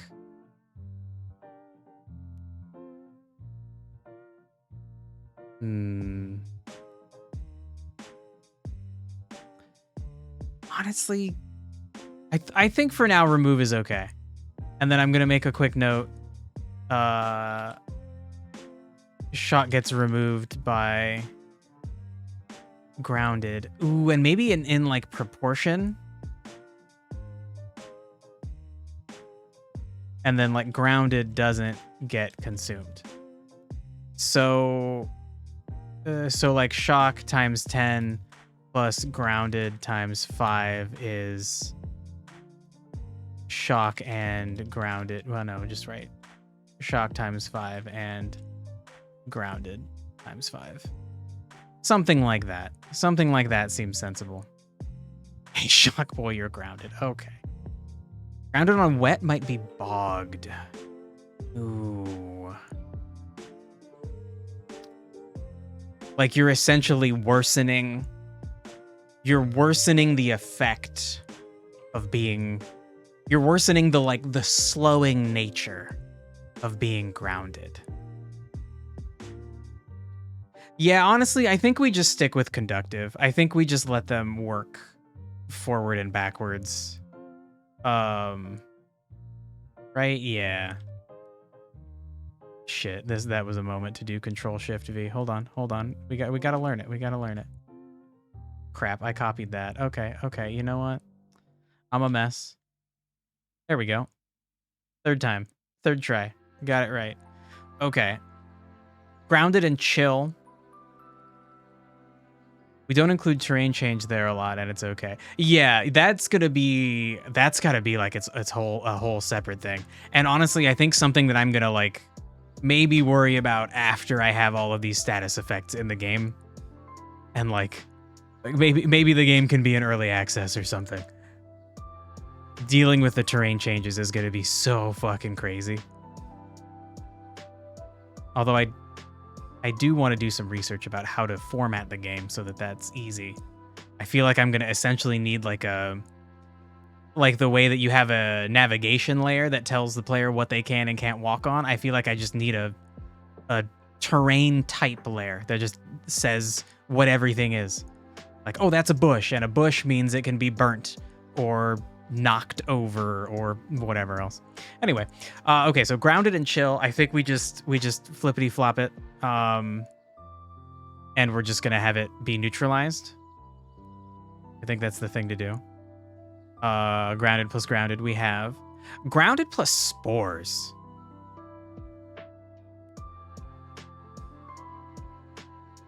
I feel like the ground would absorb the spores.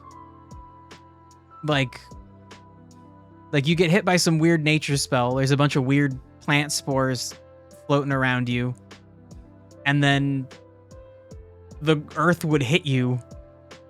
And then the spores would no longer be floating around you. But then like... Ooh, entangled. Yeah, I was gonna say like the spores would like grow. And that was kind of what we had done with wet, is just have the spores grow. So maybe they would like sprout. Yeah, like so maybe they would like sprout into like thorns or something.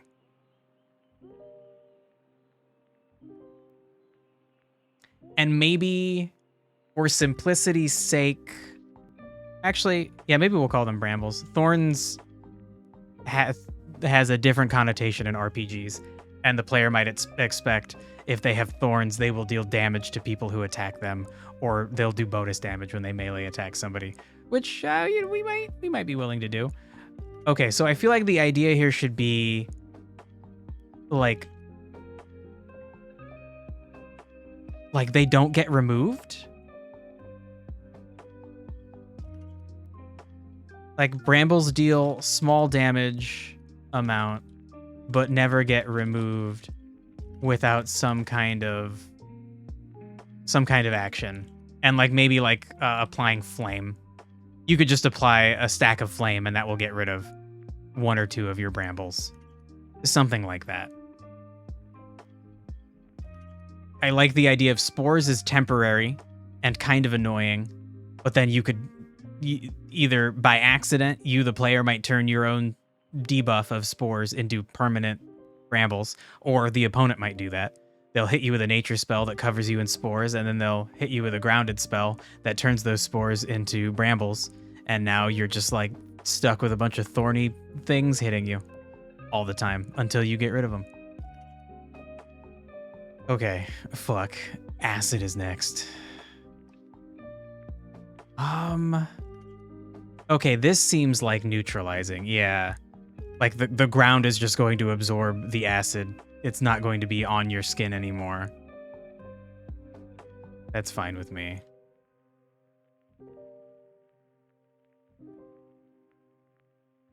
Okay. Confusion. Same thing. It can add to it if it gets put onto you, but I think in general, no real interaction. Grounded and light. God, kind of like same thing?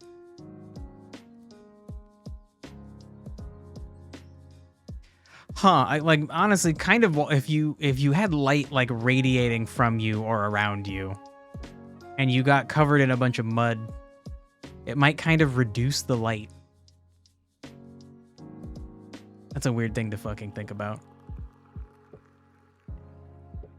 Like if you yourself were glowing and you got covered in mud. And then yeah, I guess we can have it neutralize. What a weird thing. Okay. All right.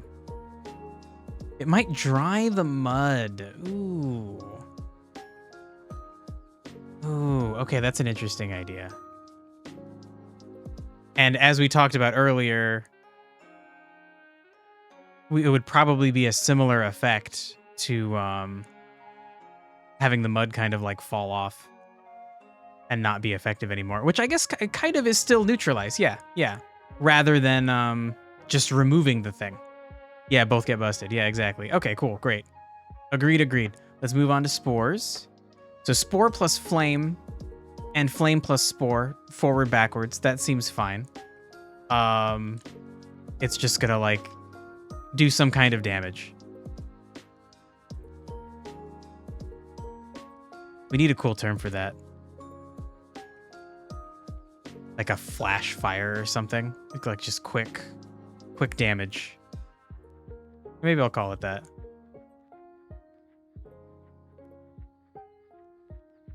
And then let's give it a note up. Nope. Oh my god. 2, yep. Removes all stacks of both and causes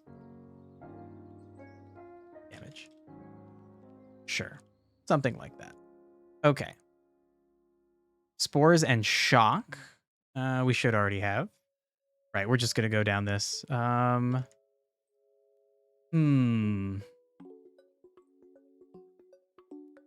So we have them just canceling each other out. Would that happen in the other direction?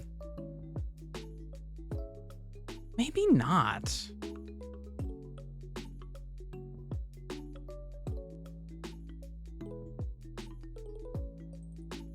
So if you have spores floating around you and you get hit by electricity, that is different than than the other way around. You are already affected by electricity and you get hit by spores. Nah. I want to have more neutralize effects, and that's okay to be forward and backwards. Okay. It should instead magnetize them. Okay, that sounds really cool, but what do we do with that? You come up with a good argument. Just nothing, basically. Oh. Okay, well then no. No.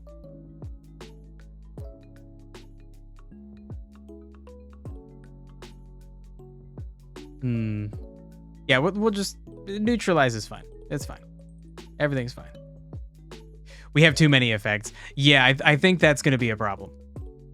I think maybe we go back and like keep the really strong or simple ones, but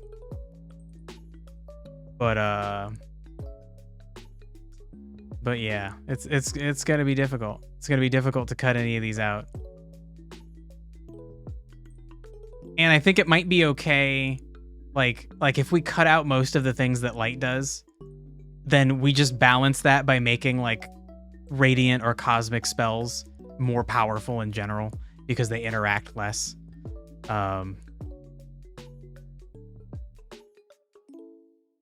You know, there's an infinite number of levers and gears to tweak at this stage.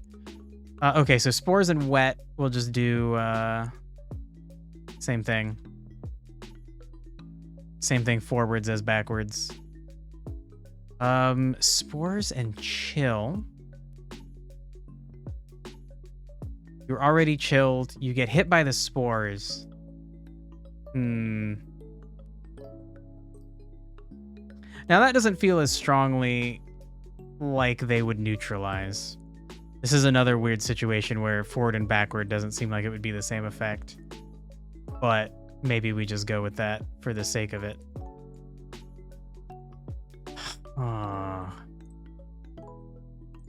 Okay, so you're already chilled. And then you get hit by... I guess it could be like, no, like you're cold and like the spores can't live on you. They can't live on or around you.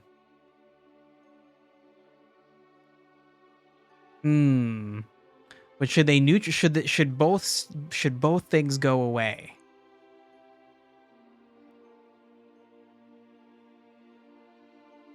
Should the coldness go away? It's like all the heat from the spores is just equalizing out. Why would the spores be hot? I guess because they're alive, they'd have some higher temperature. All right, we'll leave it for now. Okay, yeah, and then the next one is just going to be brambles for sure. If you are already grounded, you get hit by spores. The spores take root. They grow into brambles. Boom. Cool. And then that's it. Okay, so now we have to actually figure these out. Spores plus acid. Did you just neutralize?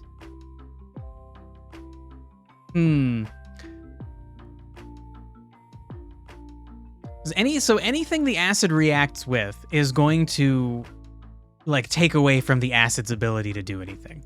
Like acid is like a fuel being worked through. It's only got so much energy to work through. Yeah, the spores are weak. But like I mean maybe the idea is that if there are enough spores to like hurt you or make you sick, it's like a lot of them. But yeah, sorry about the mic smack. I don't know. That doesn't sound good. And that also makes me also just going back to spores plus chill. I don't like that either.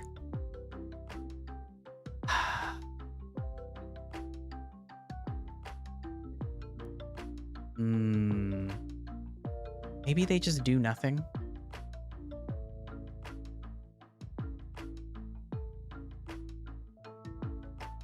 Like acid and spores could both exist simultaneously.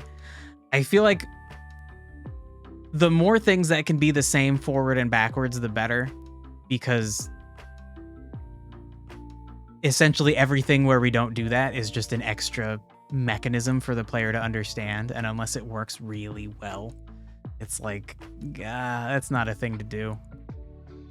It would confuse the player and potentially not add value. You think we should just do nothing? Yeah. All right. And I honestly think that maybe we should do that. No, we could have it be neutralized for spores and chill. Ooh, or leave highest. I mean, that's essentially like neutralize, right? Because neutralize is going to be like a trade-off.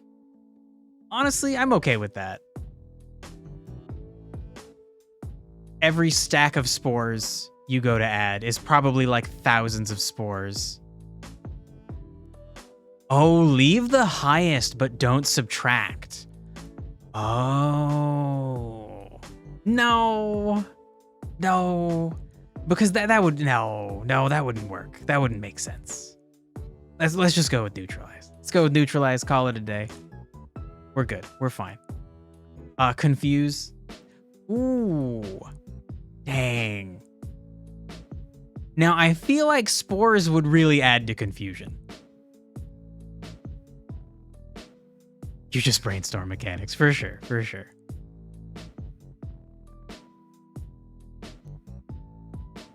I do feel like because you're right so often thematically, you know, like I need to have a good reason or be very sure.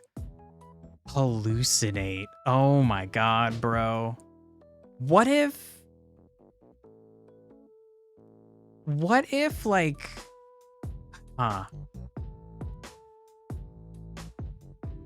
what if this is just a worse version? Oh my god, like how do I express this? So if you're confused, that confusion gets worse when you have other effects on you. What if the amount that it gets worse is much higher for spores?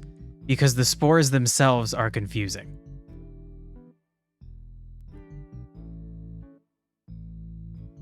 Because they're like disorienting, it's like a much worse effect.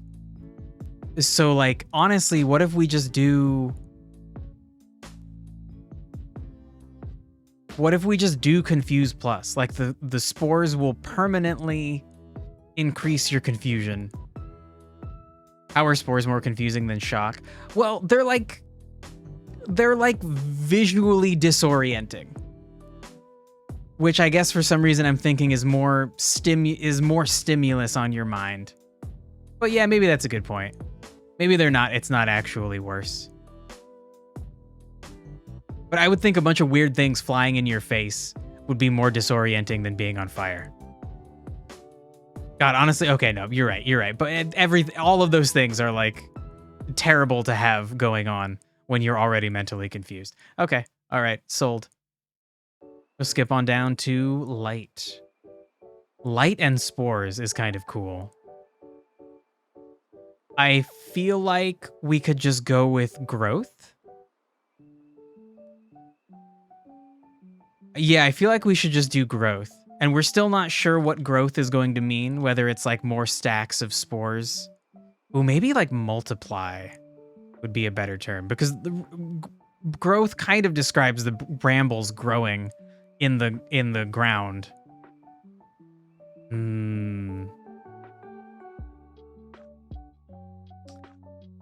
Maybe, ooh, like bloom? Or like, oh, it's like we want to specify that it kind of like changes.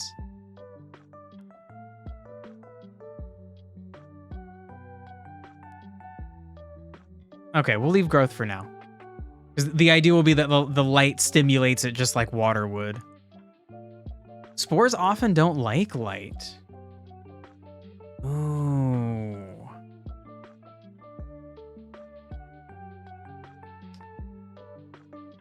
Interesting. Yeah, I guess like...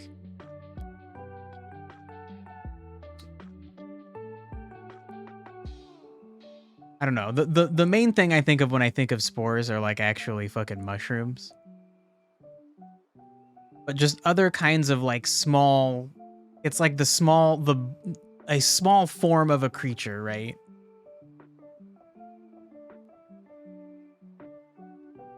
Yeah, for sure. Not only fungal, for sure. So... Yeah, I guess they don't necessarily like light. It's really they want the heat from the light, but they don't want the light.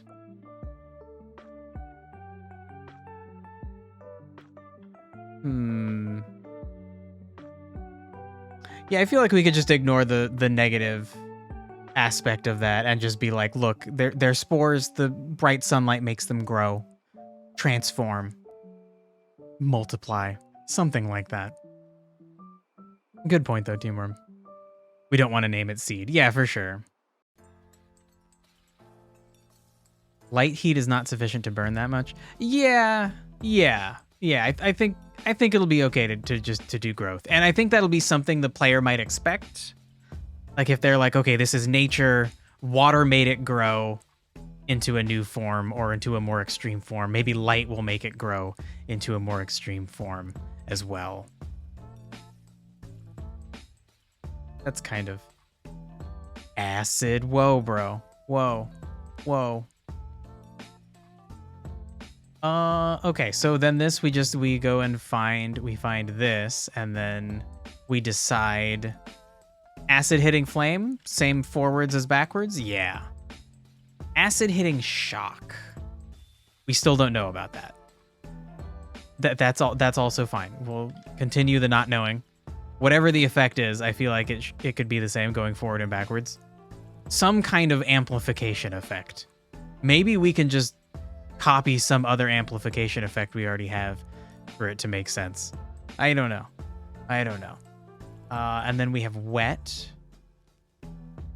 Right, some kind of reaction. Probably like a violent discharge, a violent breakdown. Not sure on that, though.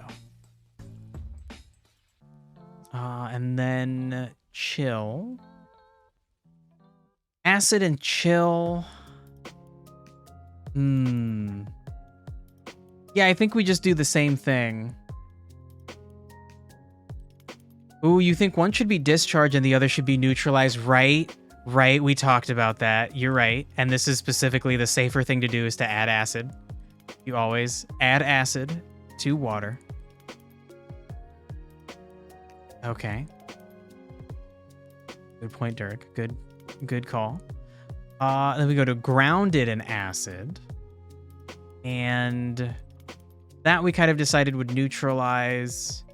Yeah, I feel like in this direction too, that's perfectly fine. Okay, if you had acid on you and you get hit by spores, that would neutralize. The other direction, I guess that's fine too.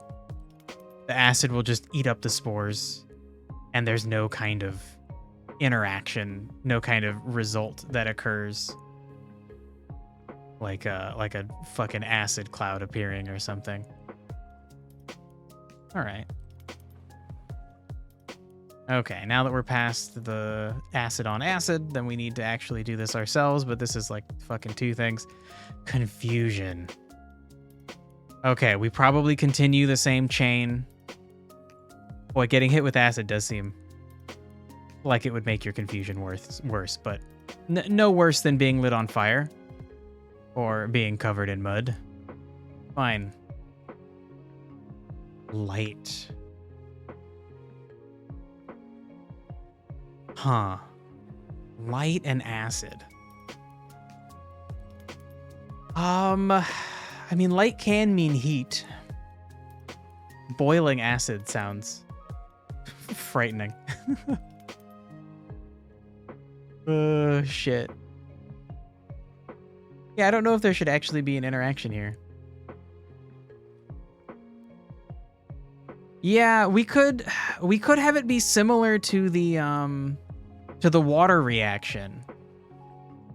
That it's just like a very quick, violent. Ooh, catalyst is an interesting term. Like if we could say that this essentially catalyzes the acidic reaction, and we could maybe do the same thing for water and just call it catalyze, because then that's like it's just gonna go. A catalyst is a thing that aids a reaction happening. So if something catalyzes, it just fucking happens. I think that could work. Flame. No, we're just no. This is good. This is good. All right. Okay, we might actually finish today, Dirk. So confusion. Oh my god, this guy's easy. Confusion just does fucking nothing. Acid cloud redundancy? Well. Ooh, I was thinking they would be different. But that's an interesting point.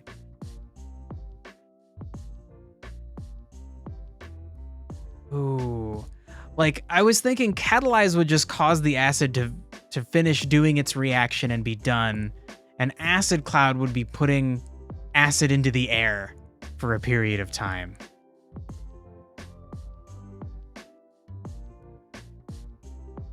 Ooh.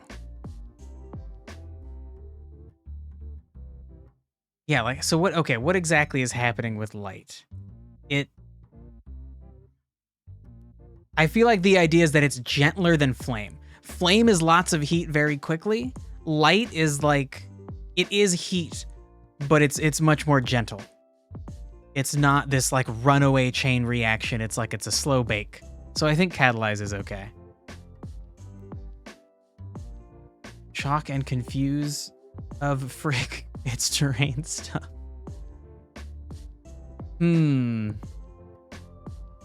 Shit, I guess acid cloud is terrain stuff, but the idea though is it's taking the flame and the acid stacks that were on a creature and turning it into an acid cloud. So I think it's fine. I think it's fine. So let's just do confuse. Confuse is just like, it doesn't specifically fucking do anything with anything. That's Confuse's whole fucking deal. Amplify is, I think, going to be mostly the same. It's just going to be that it's... Confuse on confuse, though, is a permanent increase. Yeah, that is already there. That I did when I went through and did all the diagonals. So then actually, yeah, for now, let's just call this Flame Plus. Amplify doesn't stack, or does it? Okay, let's think about that when we get there. So amplify is if you already have flames on you and you get hit by amplify, you get more flames. If you already have shock on you and you get hit by amplify, more shock. If you have wet on you, now I guess that would just make a puddle. It'll get you more wet and then that'll form a puddle. Chill, you get more chill. Grounded, you get more grounded. Spores, you better believe you get more spores. Yeah, I don't know if I want to call it wet plus, but yeah, maybe we do that. Maybe we do just call it wet plus, so we actually... And puddle is the collapse effect, yeah. I was thinking of making it special where you can't have multiple stacks, but we can still handle that description in the collapse effect. We would just make it happen at 2 stacks.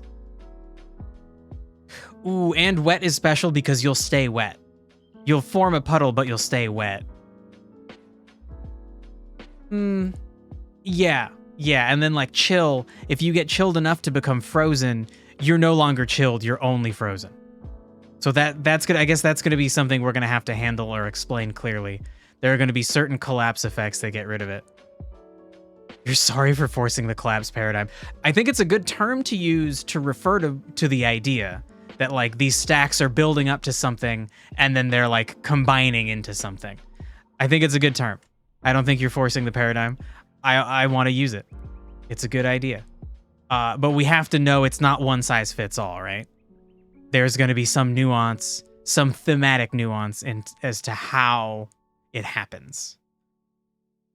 If you amplify confuse, you're going to get more confuse. And then same thing with resonate.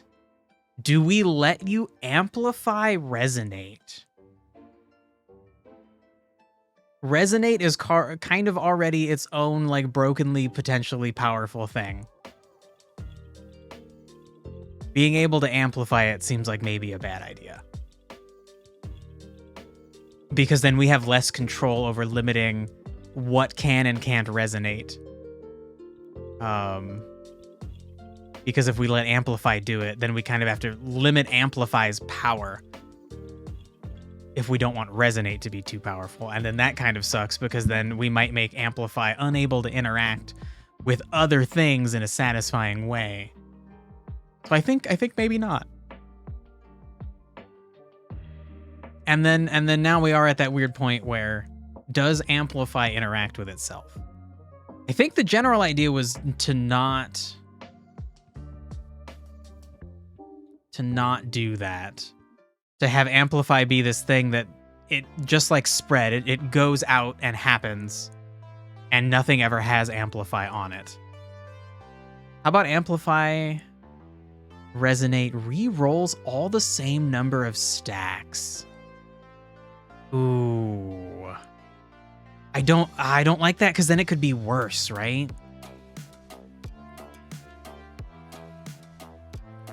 I don't like the idea, like the term amplify makes it sound like it's getting bigger.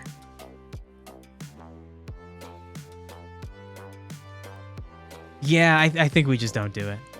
I think we just don't. Resonate gets to be its own weird little thing.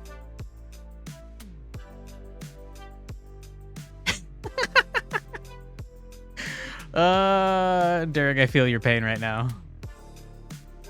Yes, but it breaks the wave. Huh. We have no other way to do it. Well, I mean, we could just have them not interact, right?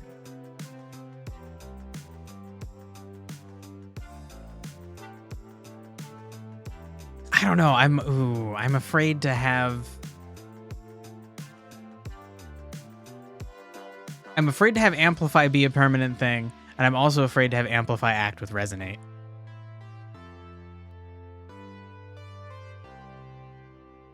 So...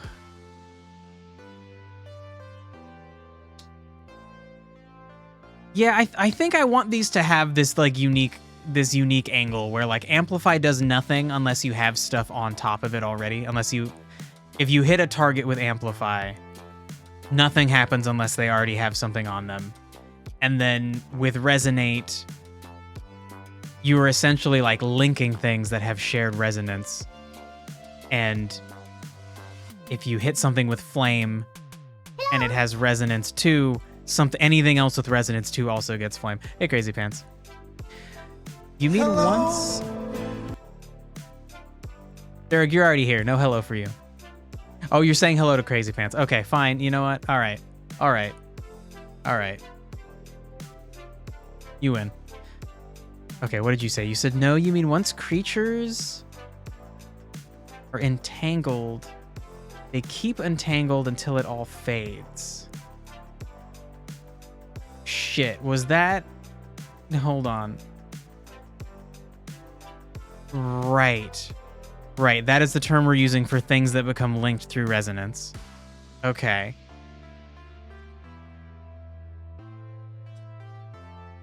Shit, yeah. Yeah, I guess we need to think about this more.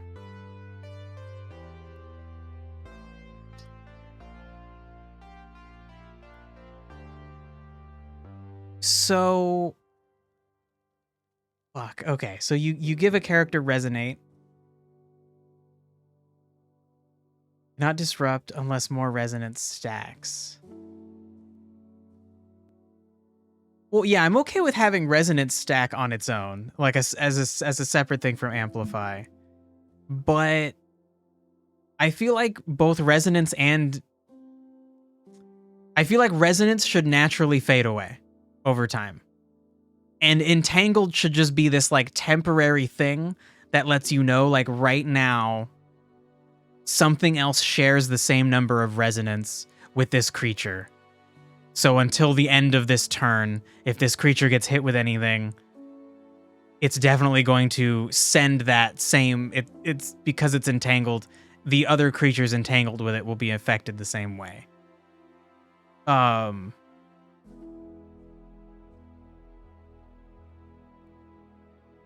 so then I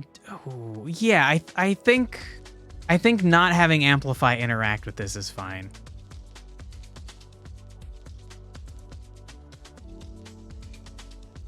Can I scratch you, Greg? Oh, she's got her eyes closed. Not doing it.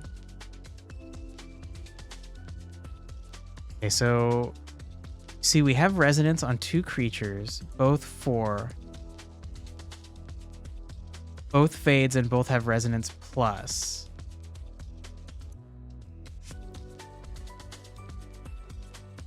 Well, okay, wait. So wait, what's the problem? Oh no, me saying wait a bunch. I was blowing air into Greg's ear. I'm sorry, Greg. Explain yourself more clearly, Dirk. So in a situation where we have 2 creatures that both have resonance... Yeah, sure, once they're aligned, they are aligned until the end. Like, if they both have 4, next turn they both have 3, next turn they both have 2, next turn they both have 1, and then they would both have 0. Unless one of them got hit, you don't think it should be that way. Ooh. So...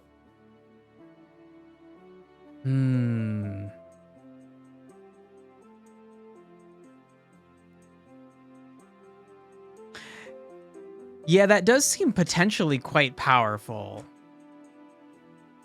I think we should have something to counter it. Well, if you had resonance 2 and one of your teammates had resonance 2, you could give yourself like +1 resonance, and then you're at 3 and they're at 2, and then now you're unattached from each other.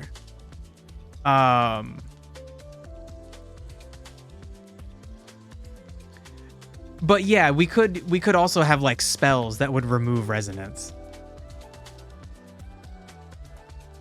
Maybe like a general like a curing spell that gets rid of like poison and frozen and a bunch of other things.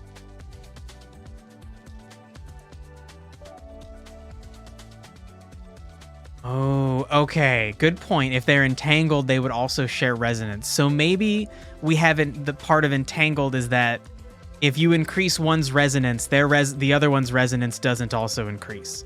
Maybe they share everything but resonance. maybe like they're linked and they spread non-resonate statuses among each other. That seems kind of sensible to understand how we're talking.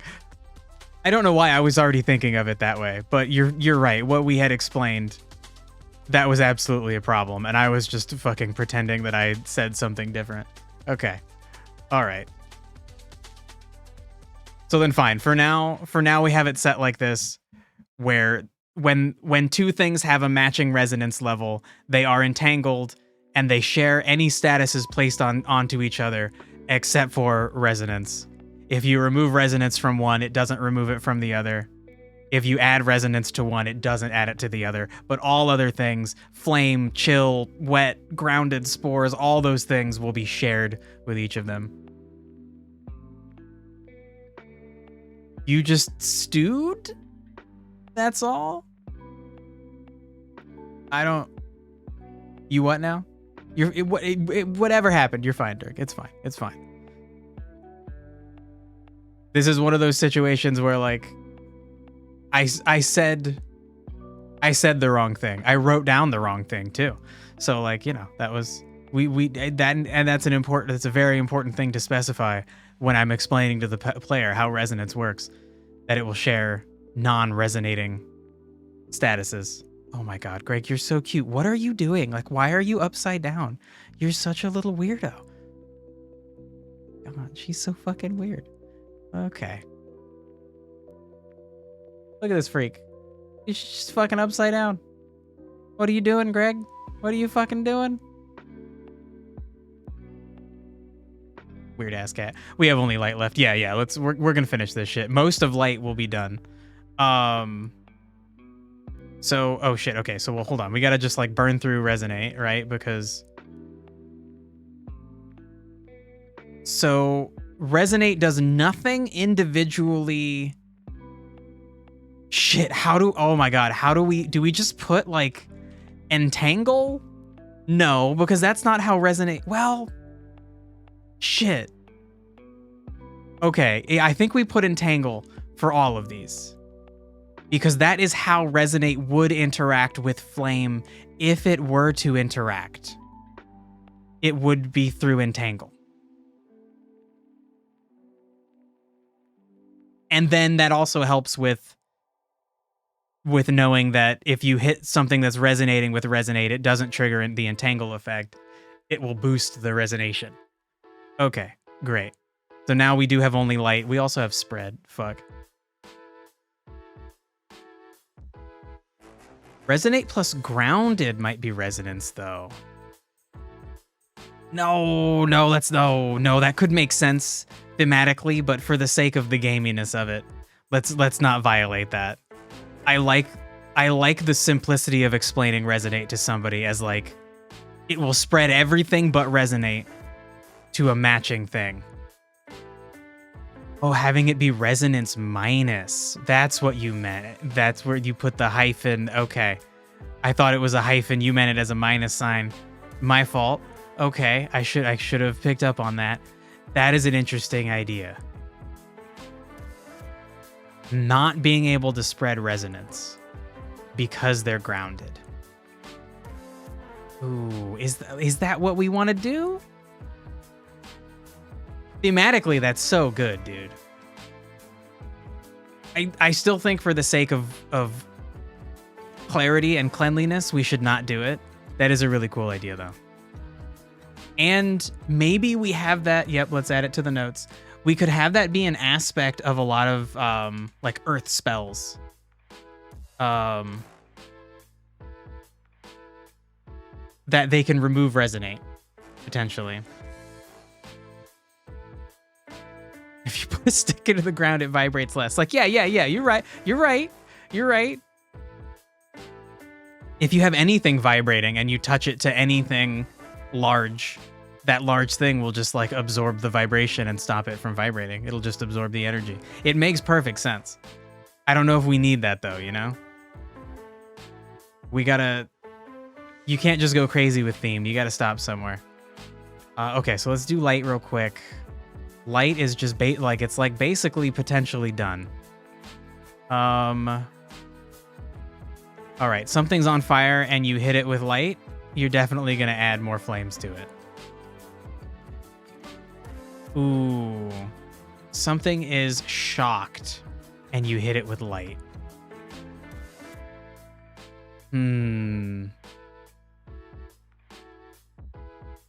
I don't know if light shock should work the same forwards and backwards.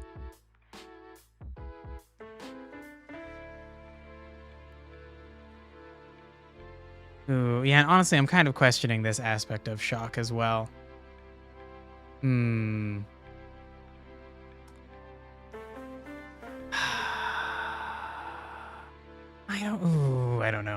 don't know. Let's go to the next one. We have nothing because it's spread. Yep, nothing because it's spread. Truck it. Okay, refraction for now. That's probably one of the ones that's close to the chopping block, most likely to get removed. I think that would go forwards and backwards. Ooh, for chill, we have no interaction.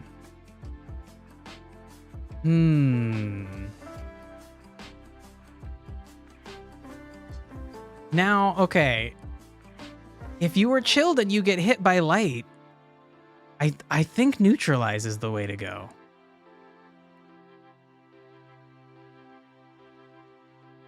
Because you would be cold and the light comes with heat. So it's gonna like reduce the amount you're chilled. And honestly, that might...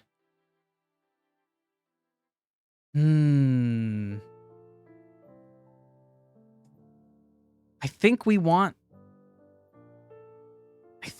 neutralize over here as well. But it's like a special kind of neutralize. Like if you do an icy spell onto someone who's well lit, the like coldness is not going to apply. Ooh.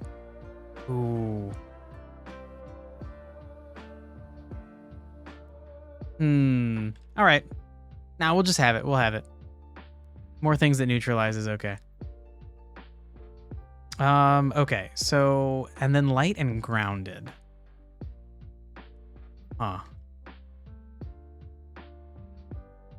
You are grounded. You get hit by light. I don't know if those should actually neutralize. That one seems like, there wouldn't really be... Shit, I guess if the idea is that the light is inside of you, glowing, then being covered in like mud would actually neutralize that. Okay, I think we're gonna have to revisit some of these later and really think about it. You're now a tree. Oh my god. No. Okay, light and spores, definitely growth. Definitely growth, for sure. Forwards and backwards, definitely the same. Acid and light, I think same thing. You're gonna have that weird catalyze situation. You're gonna quickly make the acid react. And I don't know if like the light should stick around. It kind of seems unfair, but we might have to re-examine light as this weird thing that is just like it's like never used up. It just exists for some number of turns. And it's like if you are producing light, or if there is some source of thing just producing light, it's not like a flame. Like if you let a flame do its business, you're kind of like you're potentially using it up. But the light might be like an endless source. Ooh. Oh, I don't know. Shit.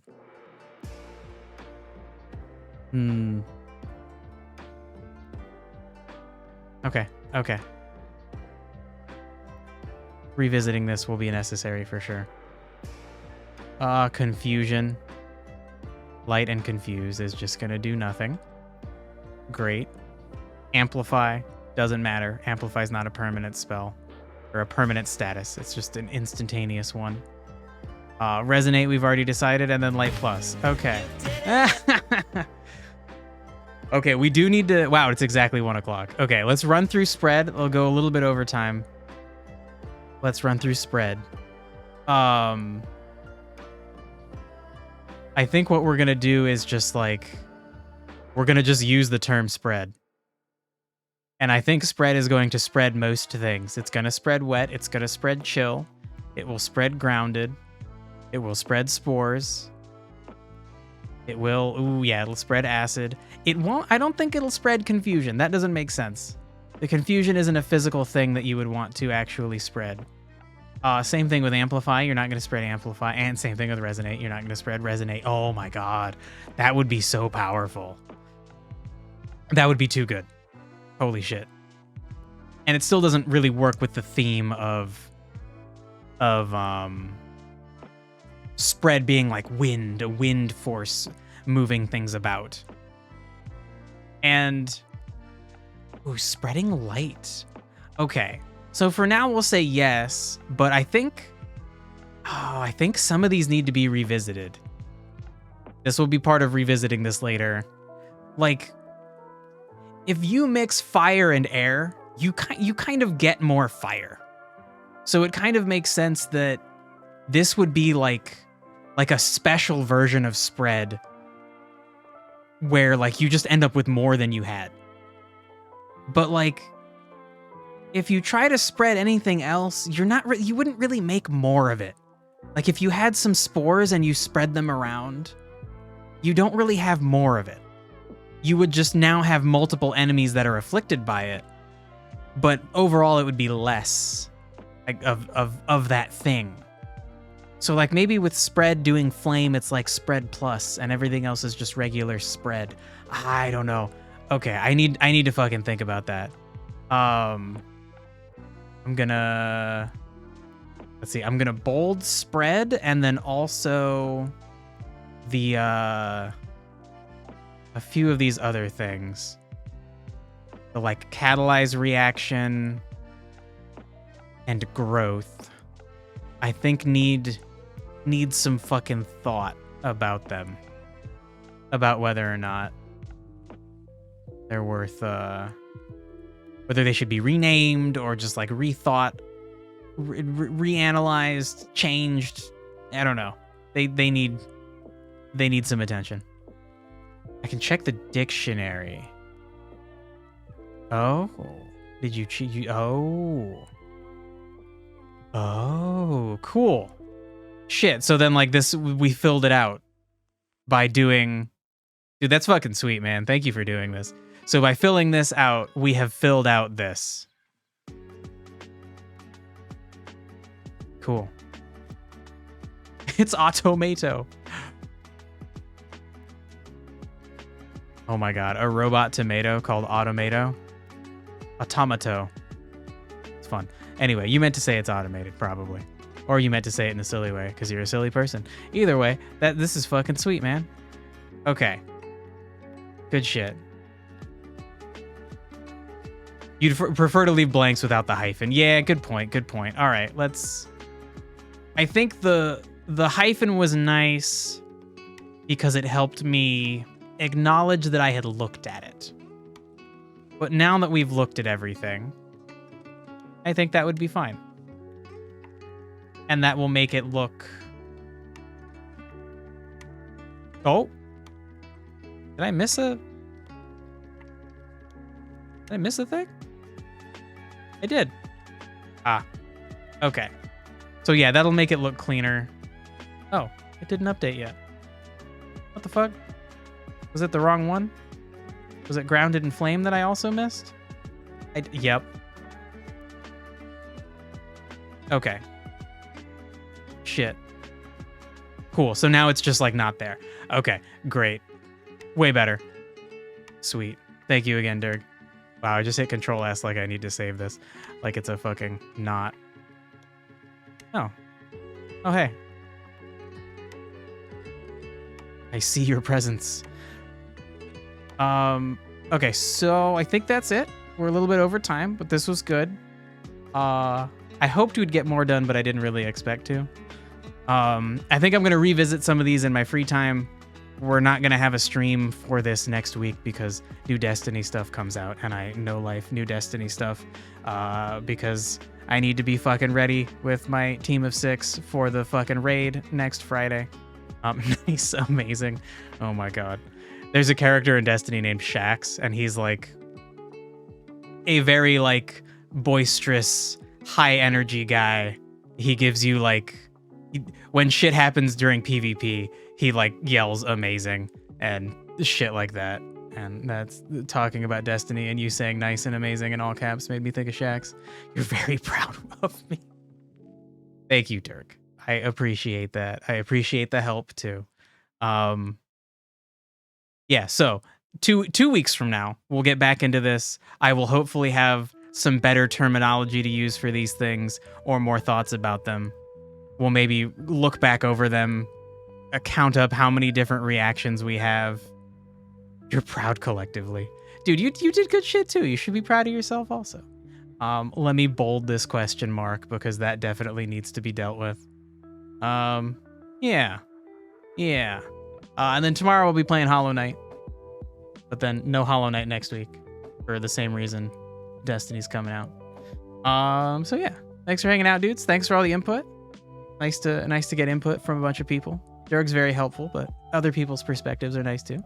Yeah, I just fucking thank you so much for hanging out. It was a good time. I'll see you later.